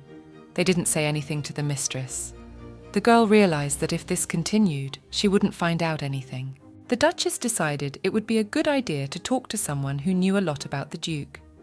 After a while, the mistress had an epiphany. The mistress received a letter from Duchess Penzel, where the Duchess talked about how she wanted to invite them to meet again.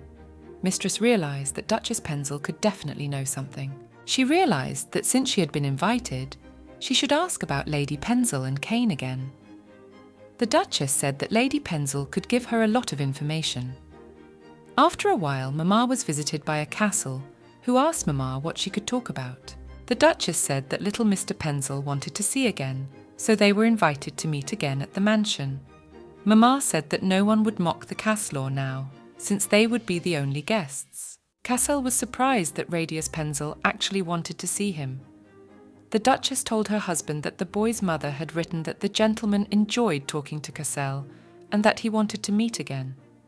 After a while, Cassel offered to invite them to their house. The Duchess asked Cassel if he was sure about the decision, to which the son said that he had wanted to invite friends to the mansion for a long time. The Duchess was a little shocked by Cassel's decision, but said that she would write to Lady Penzel today. Without leaving, Cassel started telling his mum that he wanted to be alone with Radius Penzel, and afterwards Cassel asked his mum if he could do that. Time passed. Duchess and Cassel stood near the door. Mamma asked Cassel if he was ready to meet the gentleman, to which Cassel replied that he had been waiting for this day. Outside the window it was raining and the weather wished for the best, but that wasn't a problem. Cassel was glad that Radius was coming, as he was waiting for him very much. After a while, the Marquise entered the mansion. Mrs. Penzel began to say hello and thanked her for the invitation.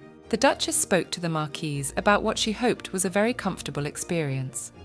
The Marquise began to tell the mistress that the time had flown by. Mr. Penzel bowed and said hello to everyone. The Duchess wished Mr. Penzel a good time with her son.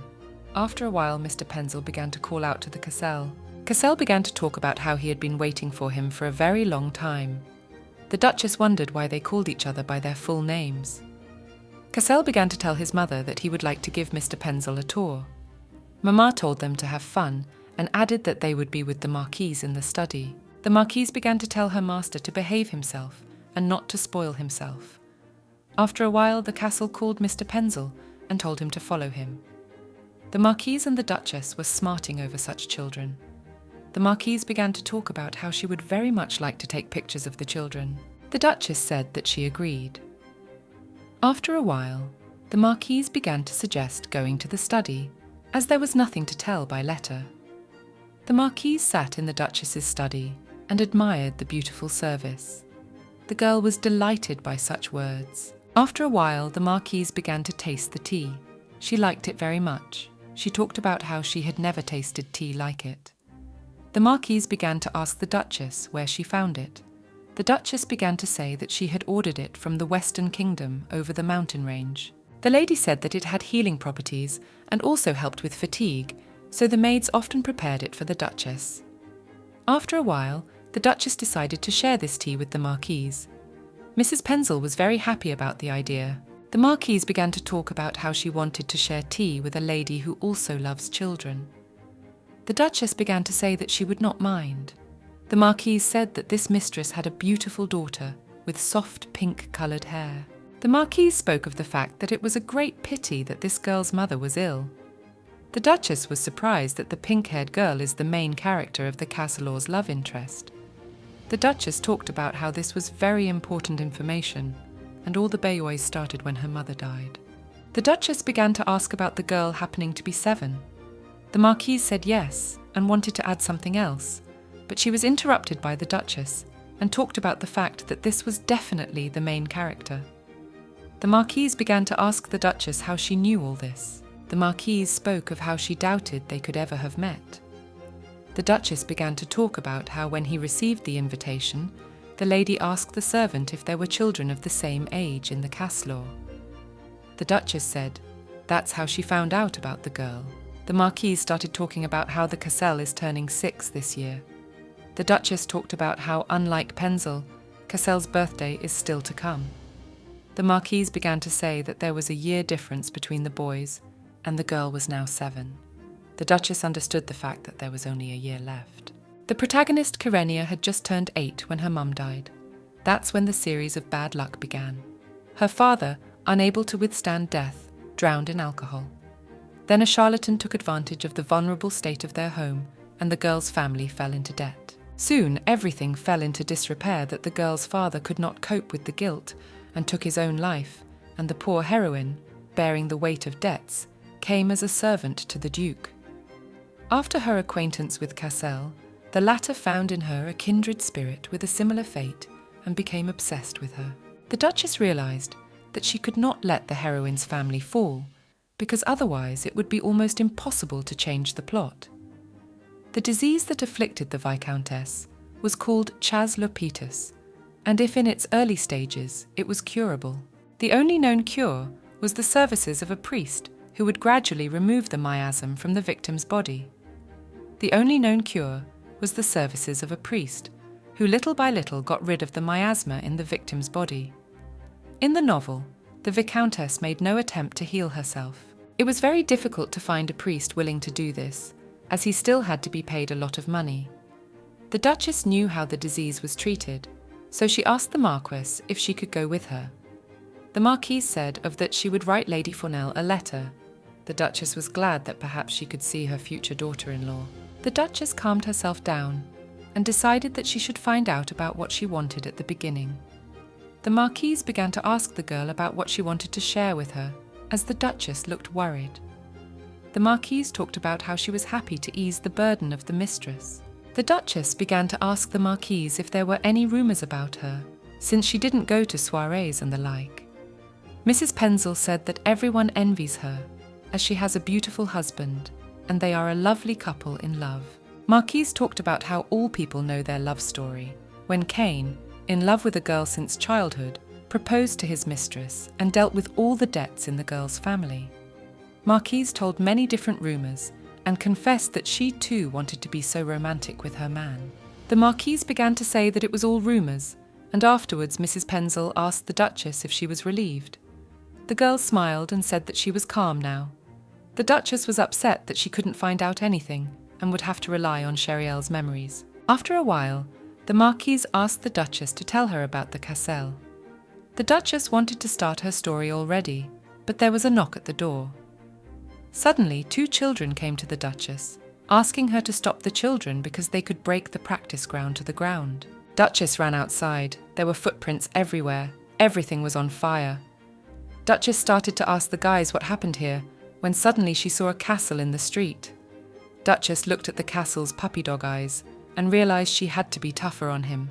Cassel apologized and said that at first he just wanted to show the manor to the Radius, but then something went wrong.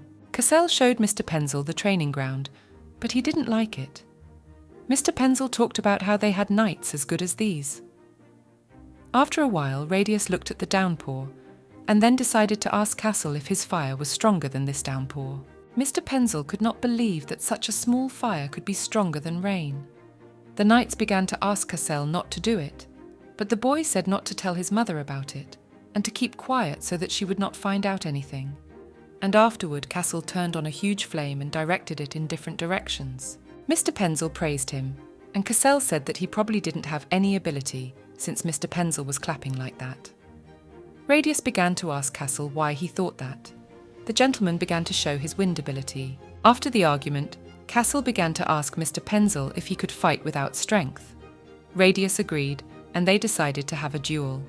The guards realized that if one of them got hurt, they would all feel bad, but Cassel didn't listen to the guards and told them they were just playing.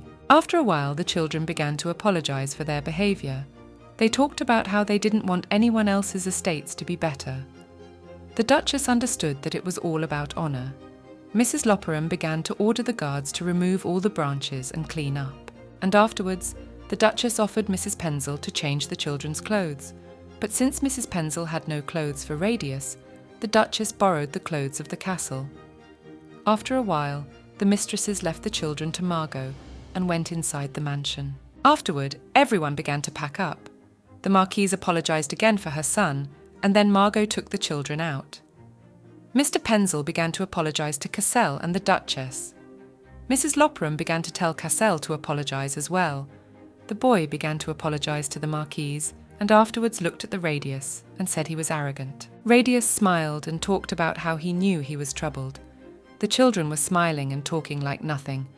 The mistresses looked surprised at the children, but smiled too, and were happy that they had made up after the fight. After a while, everyone dispersed.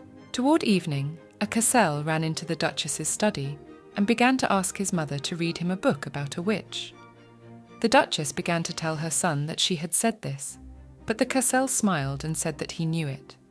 This tale said that the witch could do everything, but she was bored. The Duchess looked at her son and said that the witch probably had no friends and was lonely. The witch played games with people where the loser was the soul. No one could win, but there were plenty of candidates. The witch didn't like to lose and loved good and kind souls. Cassel realized that if you love a lot, the soul becomes kind and good. Cassel would tell his mother that he loved her very much, and afterwards the Duchess would also smile, hug her son, and tell him that she loved him very much too. After a while, Cassel asked her mother if she loved her father. As soon as the girl remembered Cain, her heart filled with love. She remembered everything the guy had done for her. The Duchess knew it couldn't be said, but she said she loved her father. The Duchess realized that Kian loved the real Cheryl, not her.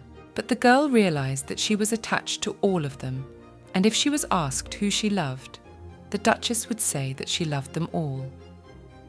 After a while, her father came into the study. He began to tell the Duchess that he wanted to talk to the Castellor about yesterday. The Duchess asked her father not to scold Cassel too much. After a while, the little gentleman gave his hand to Kian and told him to go rather.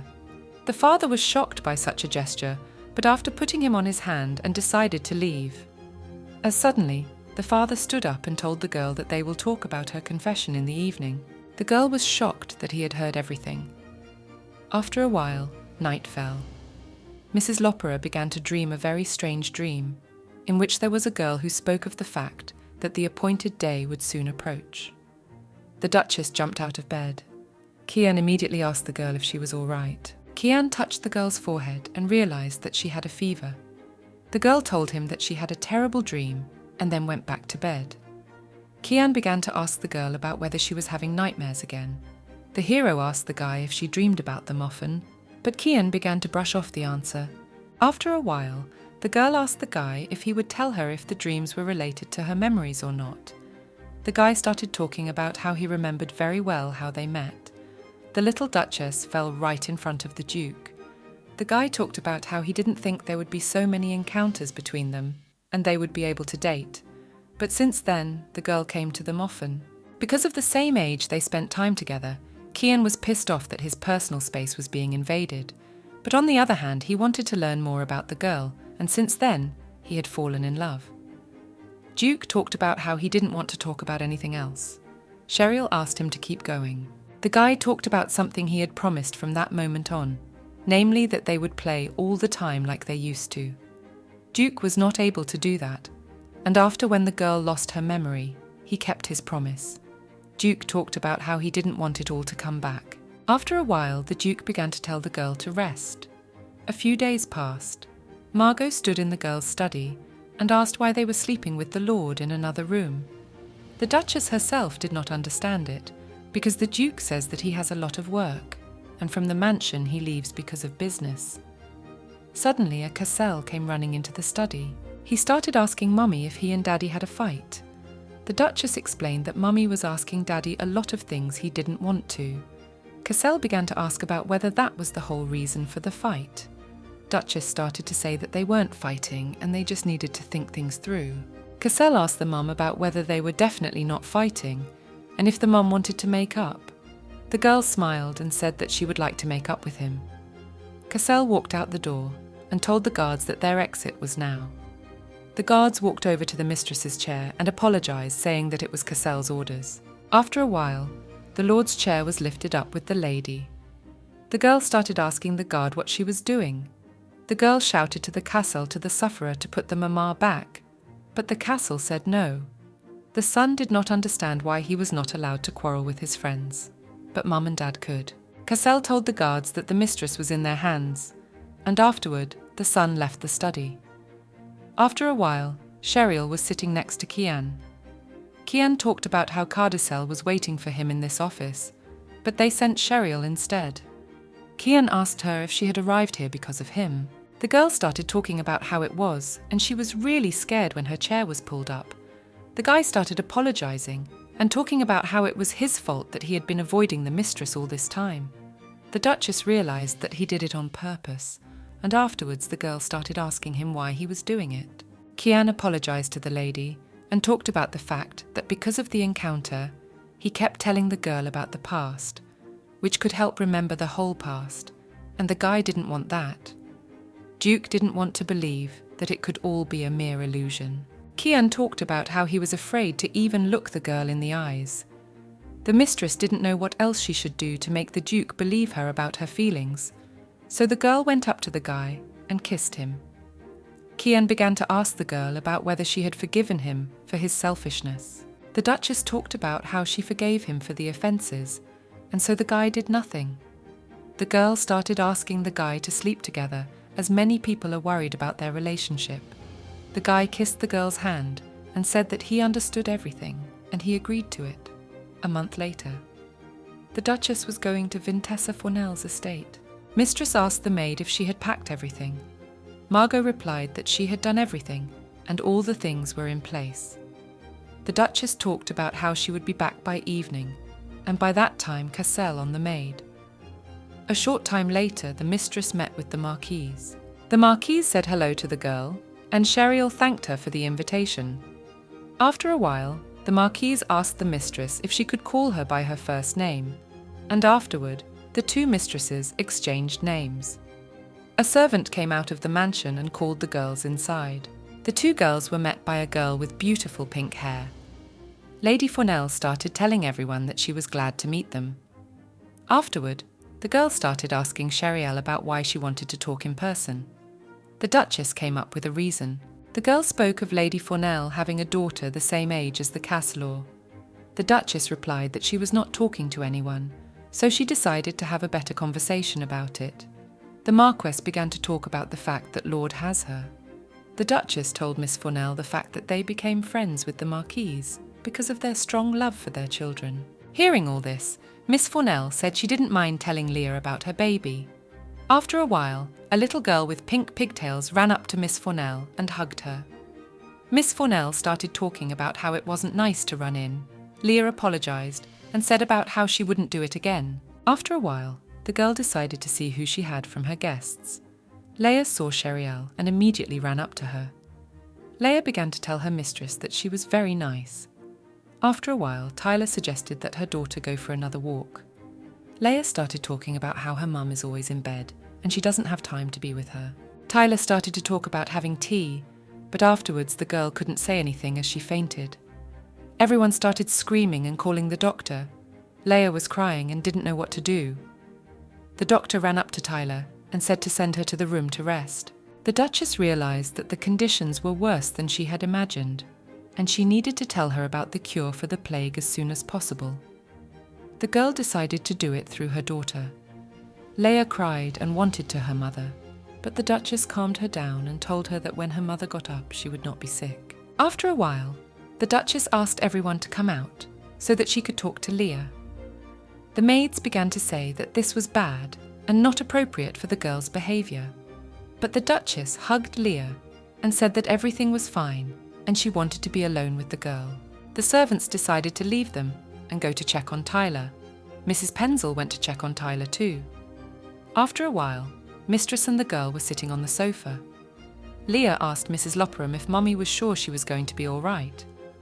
Mrs. Loperam smiled and asked the girl if she believed in fairies.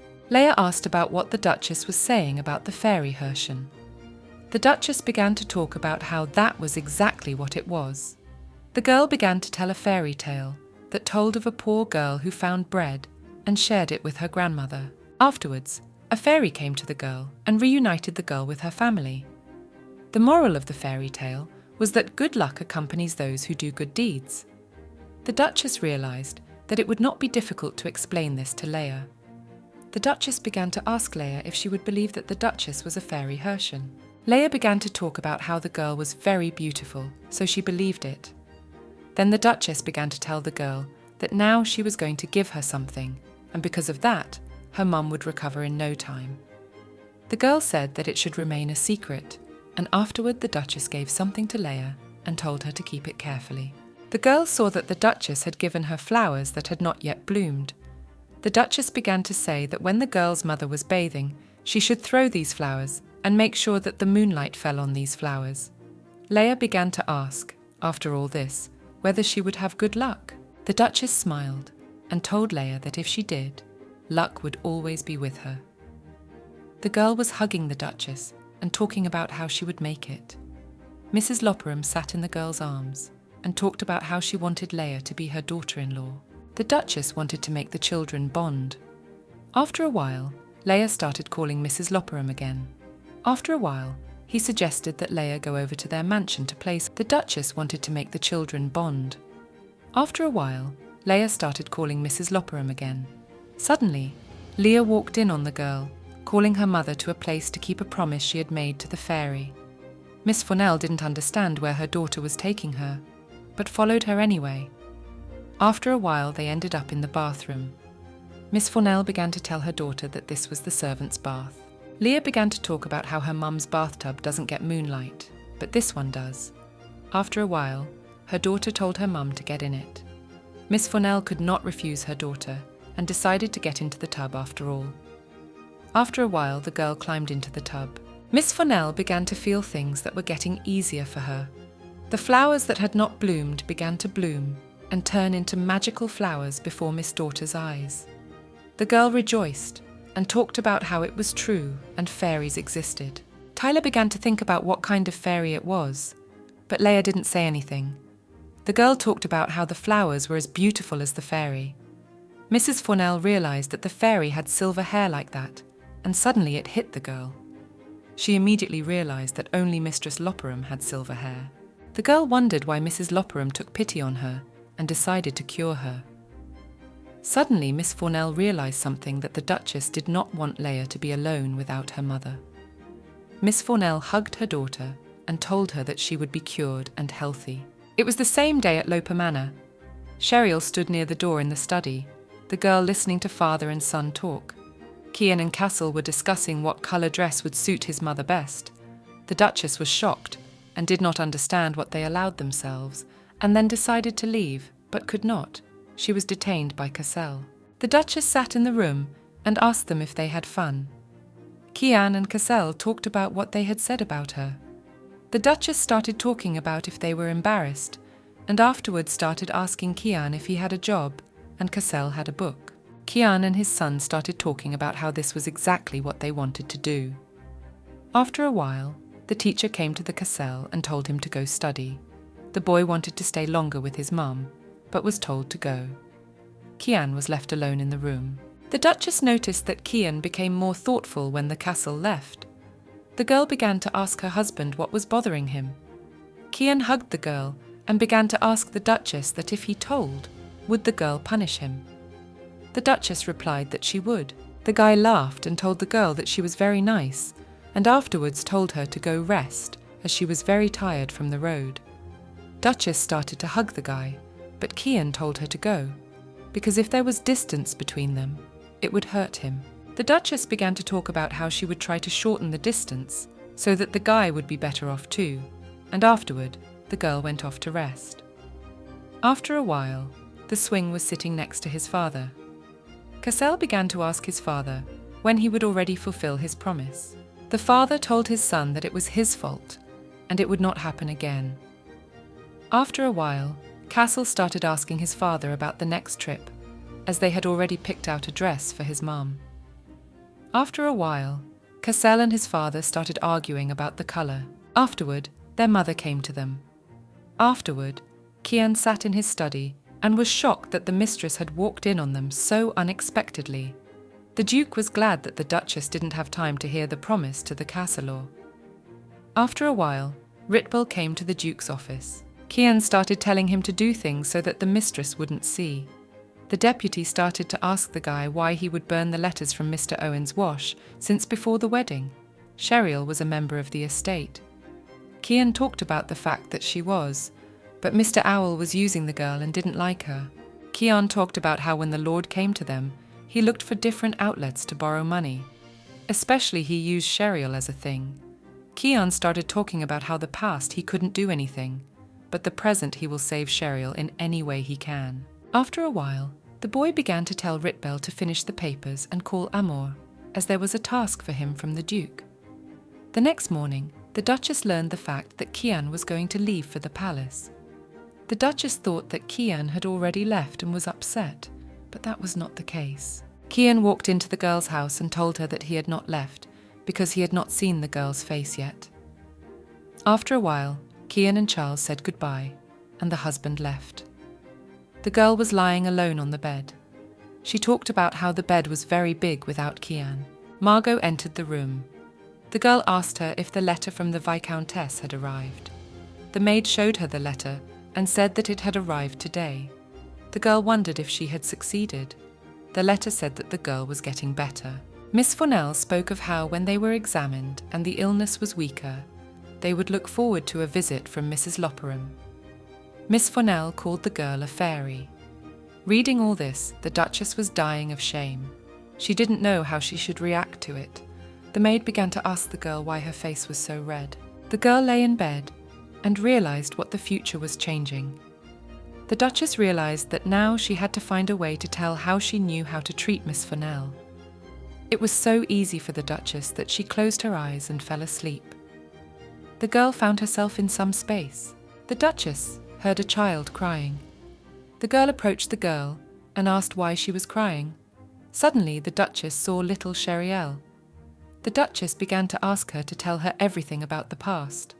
Little Cherielle didn't want to do that, as she didn't think whether she would be happy or not. The girl talked to the Duchess about how she might hurt her loved ones with her rudeness. The Duchess smiled and told Cherielle that she would not hurt them because she loved them very much. The girl looked at the Duchess and talked about how she would tell her how she would remember everything. Cherielle began to tell Mistress that she had to meet her father, Bordy Owen. After a while, the girl woke up. The Duchess realized that it was just a dream. Duchess realized that she had to meet her father. Suddenly, Cassel ran up to her mum and started telling her mum to appreciate his sword-wielding skills. The Duchess began to tell her son that she was about to pack up and come over. Margot was adjusting Madame's clothes and asking her not to go for a walk since the weather was not good. But the Duchess did not understand why Madame was trying to push her away from the walk. After a while, the Duchess began to walk down the stairs with her son. At the bottom, the girl heard some sounds and decided that she should go down and check it out. Cassel tried to stop his mother from going downstairs and called her off, but the Duchess said that while his father was away, she was responsible for the whole mansion. After a while, the mistress came down to a bunch of guards. They tried to dissuade the girl from looking that way, but the mistress stood her ground and talked about how she had to check what was there. Looking in, the girl was very much surprised as she saw her father smiling at her. The father began to tell the girl that it had been a long time since they had seen each other. The guards didn't want to let the father out, but the Duchess realized that this was a great opportunity to learn about Cherielle's past. So after a little arguing with the guards, they let the father in. The girl told her father that she didn't know he would be. So the Duchess began to order Margot to bring them to the hall. The girl was very disgusted to look at her father. Suddenly the Cassel began to complain to his mum about making a very ugly face, and it was like that when Mum was angry. The son begged Mom not to do that. The Duchess calmed the Cassel down and told him that she would not do it again. Duchess wanted to be a girl who solved her own problems. After a while, Mum asked Cassel to be alone with Grandpa. Cassel started telling Mum that if anything, he would be outside the door, and if anything, Mum could yell to him. Dad, meanwhile, sat and laughed at this spectacle. At one point, the Duchess began to ask her father why he had come. He began to say that he needed funds for entrepreneurship. Suddenly, the girl had one memory. Cherielle remembered how little she cried, and her father said that she would marry the Duke and he would pay their debt. The girl screamed and talked about how she did not want to marry him, but her father did not listen to her. Later, the Duchess began to ask why the father wanted a second business. The father began to say that his previous business was bankrupt. The Duchess could not believe that this was the reason he was telling her to marry a duke. Her father told the girl that she used to be more submissive. After a while, he became angry and started telling Cherielle that she was the daughter of a pathetic servant. Memories came flooding back to the Duchess. The girl remembered being taken away from her mother. The guards came to their house and took her daughter away, saying that she would now be raised by the nobles. Little Cherielle cried and called for her mother, but she could do nothing for her daughter. After a while, the servants brought the Countess the girl. The Countess began to ask the girl what her name was. The girl answered that she was Ella, The countess did not like this and called the girl Sheriel.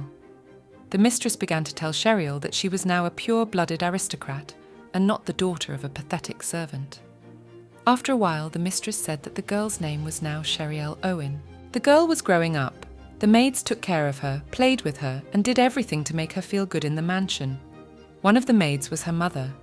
The girl would hug her and tell her mum that she could call her Ella.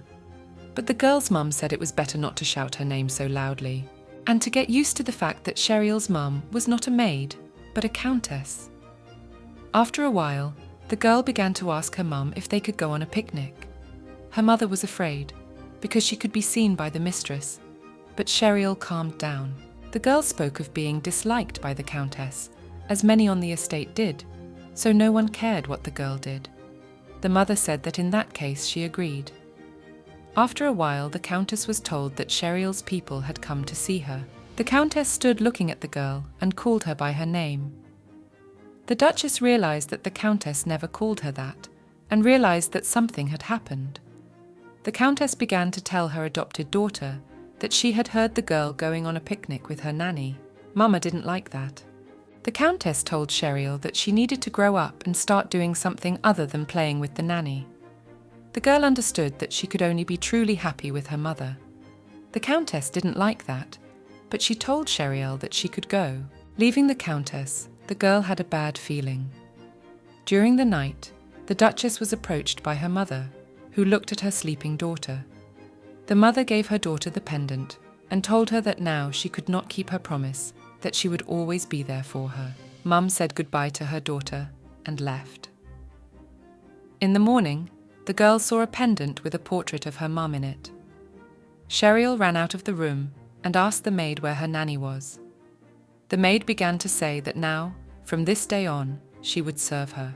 The girl screamed and asked many times where her nanny was, but the servant began to tell Sheriel that such behaviour would not be welcome by the countess. The duchess decided to meet with the countess and apologised to her to return to her mother's place. A short time later, the girl was already standing at the countess's side. The girl begged the countess to bring her back and give the girl another chance. The countess began to tell Sheriel that her mother had been sent to work as a maid at the Loperam estate. The mistress replied that they were going there in the summer and might take Sheriel. The girl asked to be taken. After a while, the girl's father started talking about how this was a good opportunity to settle things. Tem asked Sheriel if she could work on her face, since that's what they had raised her from the mud for. The memories were over. The father began to ask the duchess if her husband would be happy to know that the girl was the daughter of a servant and not a pure aristocrat. The duchess told the father that it did not matter, because Cain was not like that, and he did not care about such trifles. The father started laughing and talking about how it was funny for him to see the girl defending him, even though in the past she had screamed and didn't understand how she could marry the man who killed the girl's mother. As soon as the duchess heard this, she went into shock. The girl didn't know how to react to this and what she should do next. The father began to ask the duchess about whether she had fallen in love with the boy. The father talked about how this news could make the girl's mother turn over in her coffin. The duchess screamed and told the father that he was saying such a thing. The father began to tell the girl to obey him if she wanted him not to burn her mother's coffin. Suddenly the duchess saw some girl at the window. She was looking straight at the mistress and was pulling her hand out to her. The duchess began to ask her father to keep threatening her. The father started telling the girl that she didn't even care about her mother's corpse, since she was talking like that. The girl realized one thing. All her life she has trusted this man and tried to do whatever he says, so nothing works out for the girl. The duchess decided that she was not going to fulfill anything right now. The girl told her father to pack his things and leave for his estate. Duchess was telling her father something that she would later tell everything to Kian. The father started shouting to the girl that he raised her and delivered her from all the bad things. The father didn't understand how the girl could communicate with him. After a while, the girl called the guards. They seized the father. He shouted to the duchess that he would not just leave it like that, and the girl would regret everything she had done. After a while, Cassel ran into the room and hugged his mother. The evening came on. Cassel went to Mum, hugged her, and gave her his favourite teddy bear to make Mum feel better. Cassel began to ask Mummy if he could sleep with her while Daddy was gone. The Duchess smiled at her son and said it was okay. The girl began to ask Cassel if he had ever hated his mother. Cassel began to say that there were many such cases, because the Duchess did not even look in the direction of her son. But with all this, Cassel said that he still loved. The girl remembered how she had seen the Winter Witch and decided to talk to her. The girl asked her to bring her mother back, but the witch did not want to do anything, as long-dead souls cannot be brought back. The Duchess began to tell the witch that she had no one more dear to her than her mother. The Winter Witch laughed and told the girl she was lying. The Duchess didn't understand what the girl was talking about. Then the witch offered the girl a bet. It said that if she was telling the truth, she would live a good life without any problems, and if she wasn't, there would be no such thing. The Duchess looked at the castle and told him that she loved him very much. The girl realized that she wanted to do anything to save her mum. The Duchess knew that she shouldn't have done that, but Cassel must suffer because of it. The girl realized the main thing. The main point was that in the early Wings novel the girl found herself in, the wings symbolized no Kyrenia as the main character. But the girl realized she was wrong, because it was about a cardiceel whose wings were torn to shreds. And the reason for that was Sheriel Loperam. Torn Wings was the story of how Sheriel ruined the life of a cardinal. The girl wasn't reborn as Sheriel from the novel. Sheriel herself went back in time, made a deal with the Winter Witch. Always when the girl saw Kian and Castle, the girl's heart ached a lot, as if she was to blame for everything. Now the girl understood where those feelings were coming from. The Duchess realized that it was time to settle everything once and for all. The girl realized that this was the only chance to correct all her mistakes. The Duchess understood that the day appointed by the witch was approaching, and now that the girl remembered everything, she would not live the same way as before. Now the girl has two loving people waiting for her at home. The girl realized that she had to ask for forgiveness from Cassel and Kian, whom she had hurt in the past. The Duchess decided to show them how much she loved them. Instead of a life of misery, the girl chose a life where everyone would be happy. Another day came. Kian started talking about how they should go to the manor, and they should do it as soon as possible.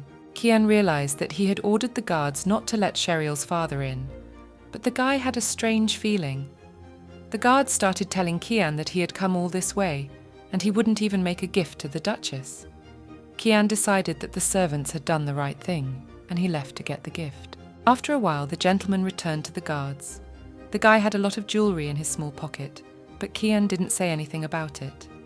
Kian saw the flowers and decided to buy all light purple hydrangeas. The seller started to ask if he had to cast a spell to keep them from wilting quickly. After a while, Kian ordered the guards to go to the manor without stopping. Kian was afraid that memories would come to the girl, and she wouldn't be like this. Suddenly the guards started shouting to the Duke to look ahead. The boy was in complete shock. All the servants stood in a row, and next to them were the Duchess and the little master. After a while, Kian walked up to the Duchess. His son ran up to his dad and started talking about how happy he was to see him. Cassel almost got through about his father, but the Duchess interrupted him. The son realized what Mum was doing and decided to play along with her too, telling his father that he was good at protecting Mum. Suddenly, the girl started asking Kian about what he had in his hands. The guy held them up to the girl and said it was a gift. Kian talked about how he remembered the girl and bought it. Time passed. The Duchess was strongly in her room looking at the flowers. The maid was talking about how Kian was very good and he was doing everything right. Suddenly, the girl started asking Margot about what she was going to do if the girl's relationship went bad through no fault of her own. The maid started talking about how she thought she would just become uninterested in hearing about this relationship, and it all depended on the situation. Margot decided to talk about how she should untie the thread that was tied, or just cut it off. The Duchess agreed with Margot's words, and talked about what needed to be solved. The girl realized that she had gone back in time just to unravel this thread. Suddenly, Margot began to apologize to Mistress. The girl began to ask Mistress about asking her such a thing because memories came back to her. The Duchess talked about meeting her father and remembering everything. The maid was angry, and talked about how she thought so. The girl decided to bring holy water so that this devil would not come to them again. The Duchess began to ask Margot if she was worried that the girl remembered everything. The maid began to talk about how her father had made the girl feel all the pain and resentment. But Margot was surprised that the girl had not changed, and her gaze still radiated kindness and love. Margot decided that she should bring the holy water after all. The girl began to tell the mistress that if nagging needed anything, help or otherwise, the Duchess could ring the bell at any time. After a while, the maid left, and the mistress thought about the man in love. The girl decided to wait for Kian before going to bed. The Duchess spoke of having something to say. The night had come. The girl walked around the manor. She looked at the Caslor who was sleeping, and afterwards she decided to wait for Kian. The girl walked into the room and saw the guy on the bed. The girl started to ask Kian why she was here. Kian was talking to the girl about being in the imperial court for a few days. The guy doesn't want to work until morning. The girl started telling Kian about how she missed him. The guy kissed her and said the same thing. Duchess asked Kian if anything special had happened. The guy started to talk about how he could only think about the girl all day. Duchess was embarrassed by such words of the guy. The girl began to tell Kian about something she needed to tell him carefully. The guy worriedly started asking the girl what was wrong with her. The Duchess looked into the boy's eyes and told him about how she remembered everything. Kian started talking about how he expected it. The guy started asking the girl what she was talking to the Count about. The girl was telling the guy that he was here for money. The boy began to promise the girl that his foot would not be in their manor anymore. Suddenly the girl touched Kian's hand and noticed that his hand was trembling. The guy started to tell the girl that he was afraid to see a look filled with hatred for the girl. Duchess ordered Kian to look at her. The girl asks the guy how he sees her now and if her look is similar to hate. Kian looked into the girl's eyes and talked about how her gaze was completely filled with love and there was no hate in it.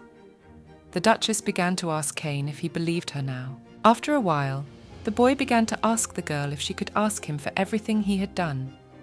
The Duchess immediately remembered the Countess, who had promised to meet the girl with her mother, but in fact did not do so, because she did not need it. The Countess was constantly chastising the girl for her tone of conversation or some sort of charge. The Duchess was constantly looking at her mother's portrait and asking her if she was doing well. A few days later, the Countess was praised for coming again with her daughter.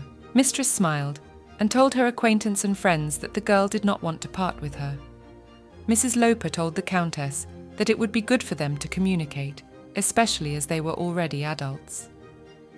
The Countess began to wish the girl a pleasant time.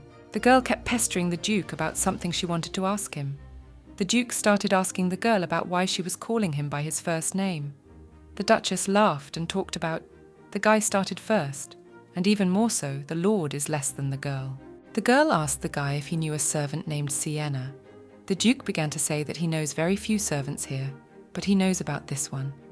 Cheryl waited for the boy to tell her everything, but Kian started talking about how he was forbidden to talk about the inner workings of the duchy to strangers. The girl began to ask the boy to familiarize her with the Duchy of Loperam. The boy did not refuse her and helped her. Days passed. The girl kept asking the guy to show him the duchy. More days went by. The guy showed the girl all the places on the estate. The Duchess started to tell the guy about what they see that he doesn't want to show, so the girl asked the Duke to tell about where Sienna is. The guy started asking the girl for the reason why she is looking for this woman. The girl realized that she couldn't tell the guy that it was her mum. The Duchess thought about what she could make up. The girl began to talk about how Sienna used to work for the county accusers and was the girl's nanny. The Duke talked about that it was vacation time for the maids, so she must be somewhere nearby. Suddenly, the girl tripped over a rock and fell face down in the grass. The boy began to ask the girl about whether she was always so careless. The Duchess said that she had just tripped over a rock and that it almost never happens. After a while, they went to look for their mum again, after the Duke helped the girl wipe her dress and took her by the hand. Suddenly, in the distance, the girl saw her mum. The Duchess yelled for her mum to look. The girl turned to look at her daughter, and her arms were completely scarred. The girl hugged her mum and asked how she was. The mum looked at her daughter with all the love and warmth. Suddenly, the Duchess accidentally rubbed the place of Mum's wound, and she bled. Mummy understood that Ella should not see such a thing, so Mummy said she had to work. The daughter said she would come again and visit her mum. This was the 10th time the Duchess went to see her mum at the duchy. The Duchess noticed that the Countess never once scolded the girl, but there were more and more wounds on her mum's body. The girl thought that the Countess hadn't caught her seeing her mum in secret, but it was all a delusion. After some time one day, Duchess ran to her mum's house and saw her all mangled. Ella tried to do something, but she couldn't. Mama was in a bad way. Ella came running in a carafe and started yelling about something she had to say. The Countess was not happy about this upbringing and began to ask the girl what she was doing. The girl began to say that among the maids there was a sick woman who was bleeding from her back and had a fever. The girl asked to cure her. The Countess sat and did not understand whether she should call a doctor for the sake of some maid. The girl could understand why the maid was sick, but no one was treating her. The Countess was talking to the girl about having an amused expression on her face.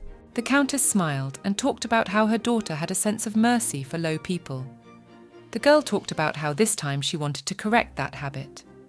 Countess Loperam talked about how she was very angry today, so she whipped one of the maids. What Duchess realized was that Duchess knew everything, and the girl had been brought to Duchy to show how the girl's mother was dying. Duchess asked Kian if he knew about it. The girl was angry and didn't understand why the guy didn't tell her about it. The Duchess cried and told the guy that she trusted him, and he did this to her. Duchess apologized to the girl. The girl began to tell the guy that she would never look at him again and would hate him all her life, because the guy, knowing the circumstances, deceived the girl. Duchess appeared in the room in tears. The guy asked her not to cry, but the girl said that it was all because a lot of memories came over her. After a while, the girl asked the guy if he would sit next to her. The girl smiled and talked about how she remembered her childhood. The Duchess began to ask the guy if he was interested in knowing what her first impression of him was. The girl told Kian to try to guess. Kian started praising himself and laughing. The girl began to tell the Duke that the first time they met, the girl thought he was an annoying young gentleman. The girl admitted that she really liked the guy and his time together. The girl said she liked everything they did together. But something went wrong. The girl realized that then from the feelings had weakened, and it was nothing like that anymore. The Duchess apologized for something she had always wanted to say about it. Duke talked about how he still regretted his decision as a child. Parquet talked about how if it wasn't for him, she could have been saved. The Duchess has asked the guy for forgiveness many times, as it has been lacking in the past. But also the girl added and talked about the fact that the Duchess bullied him as well. The girl talked about the fact that she was aware that Kian treated the girl's mum, and that because of that, the guy was also steamrolling. The guy started to ask the girl if the girl would definitely be able to pass him despite what he had done. The Duchess smiled and said that she was very grateful to the guy. The girl told the guy not to ask for her forgiveness. The Duchess looked at the guy and talked about how much she loved Kian, and after a while the couple kissed and began to give each other their love and warmth.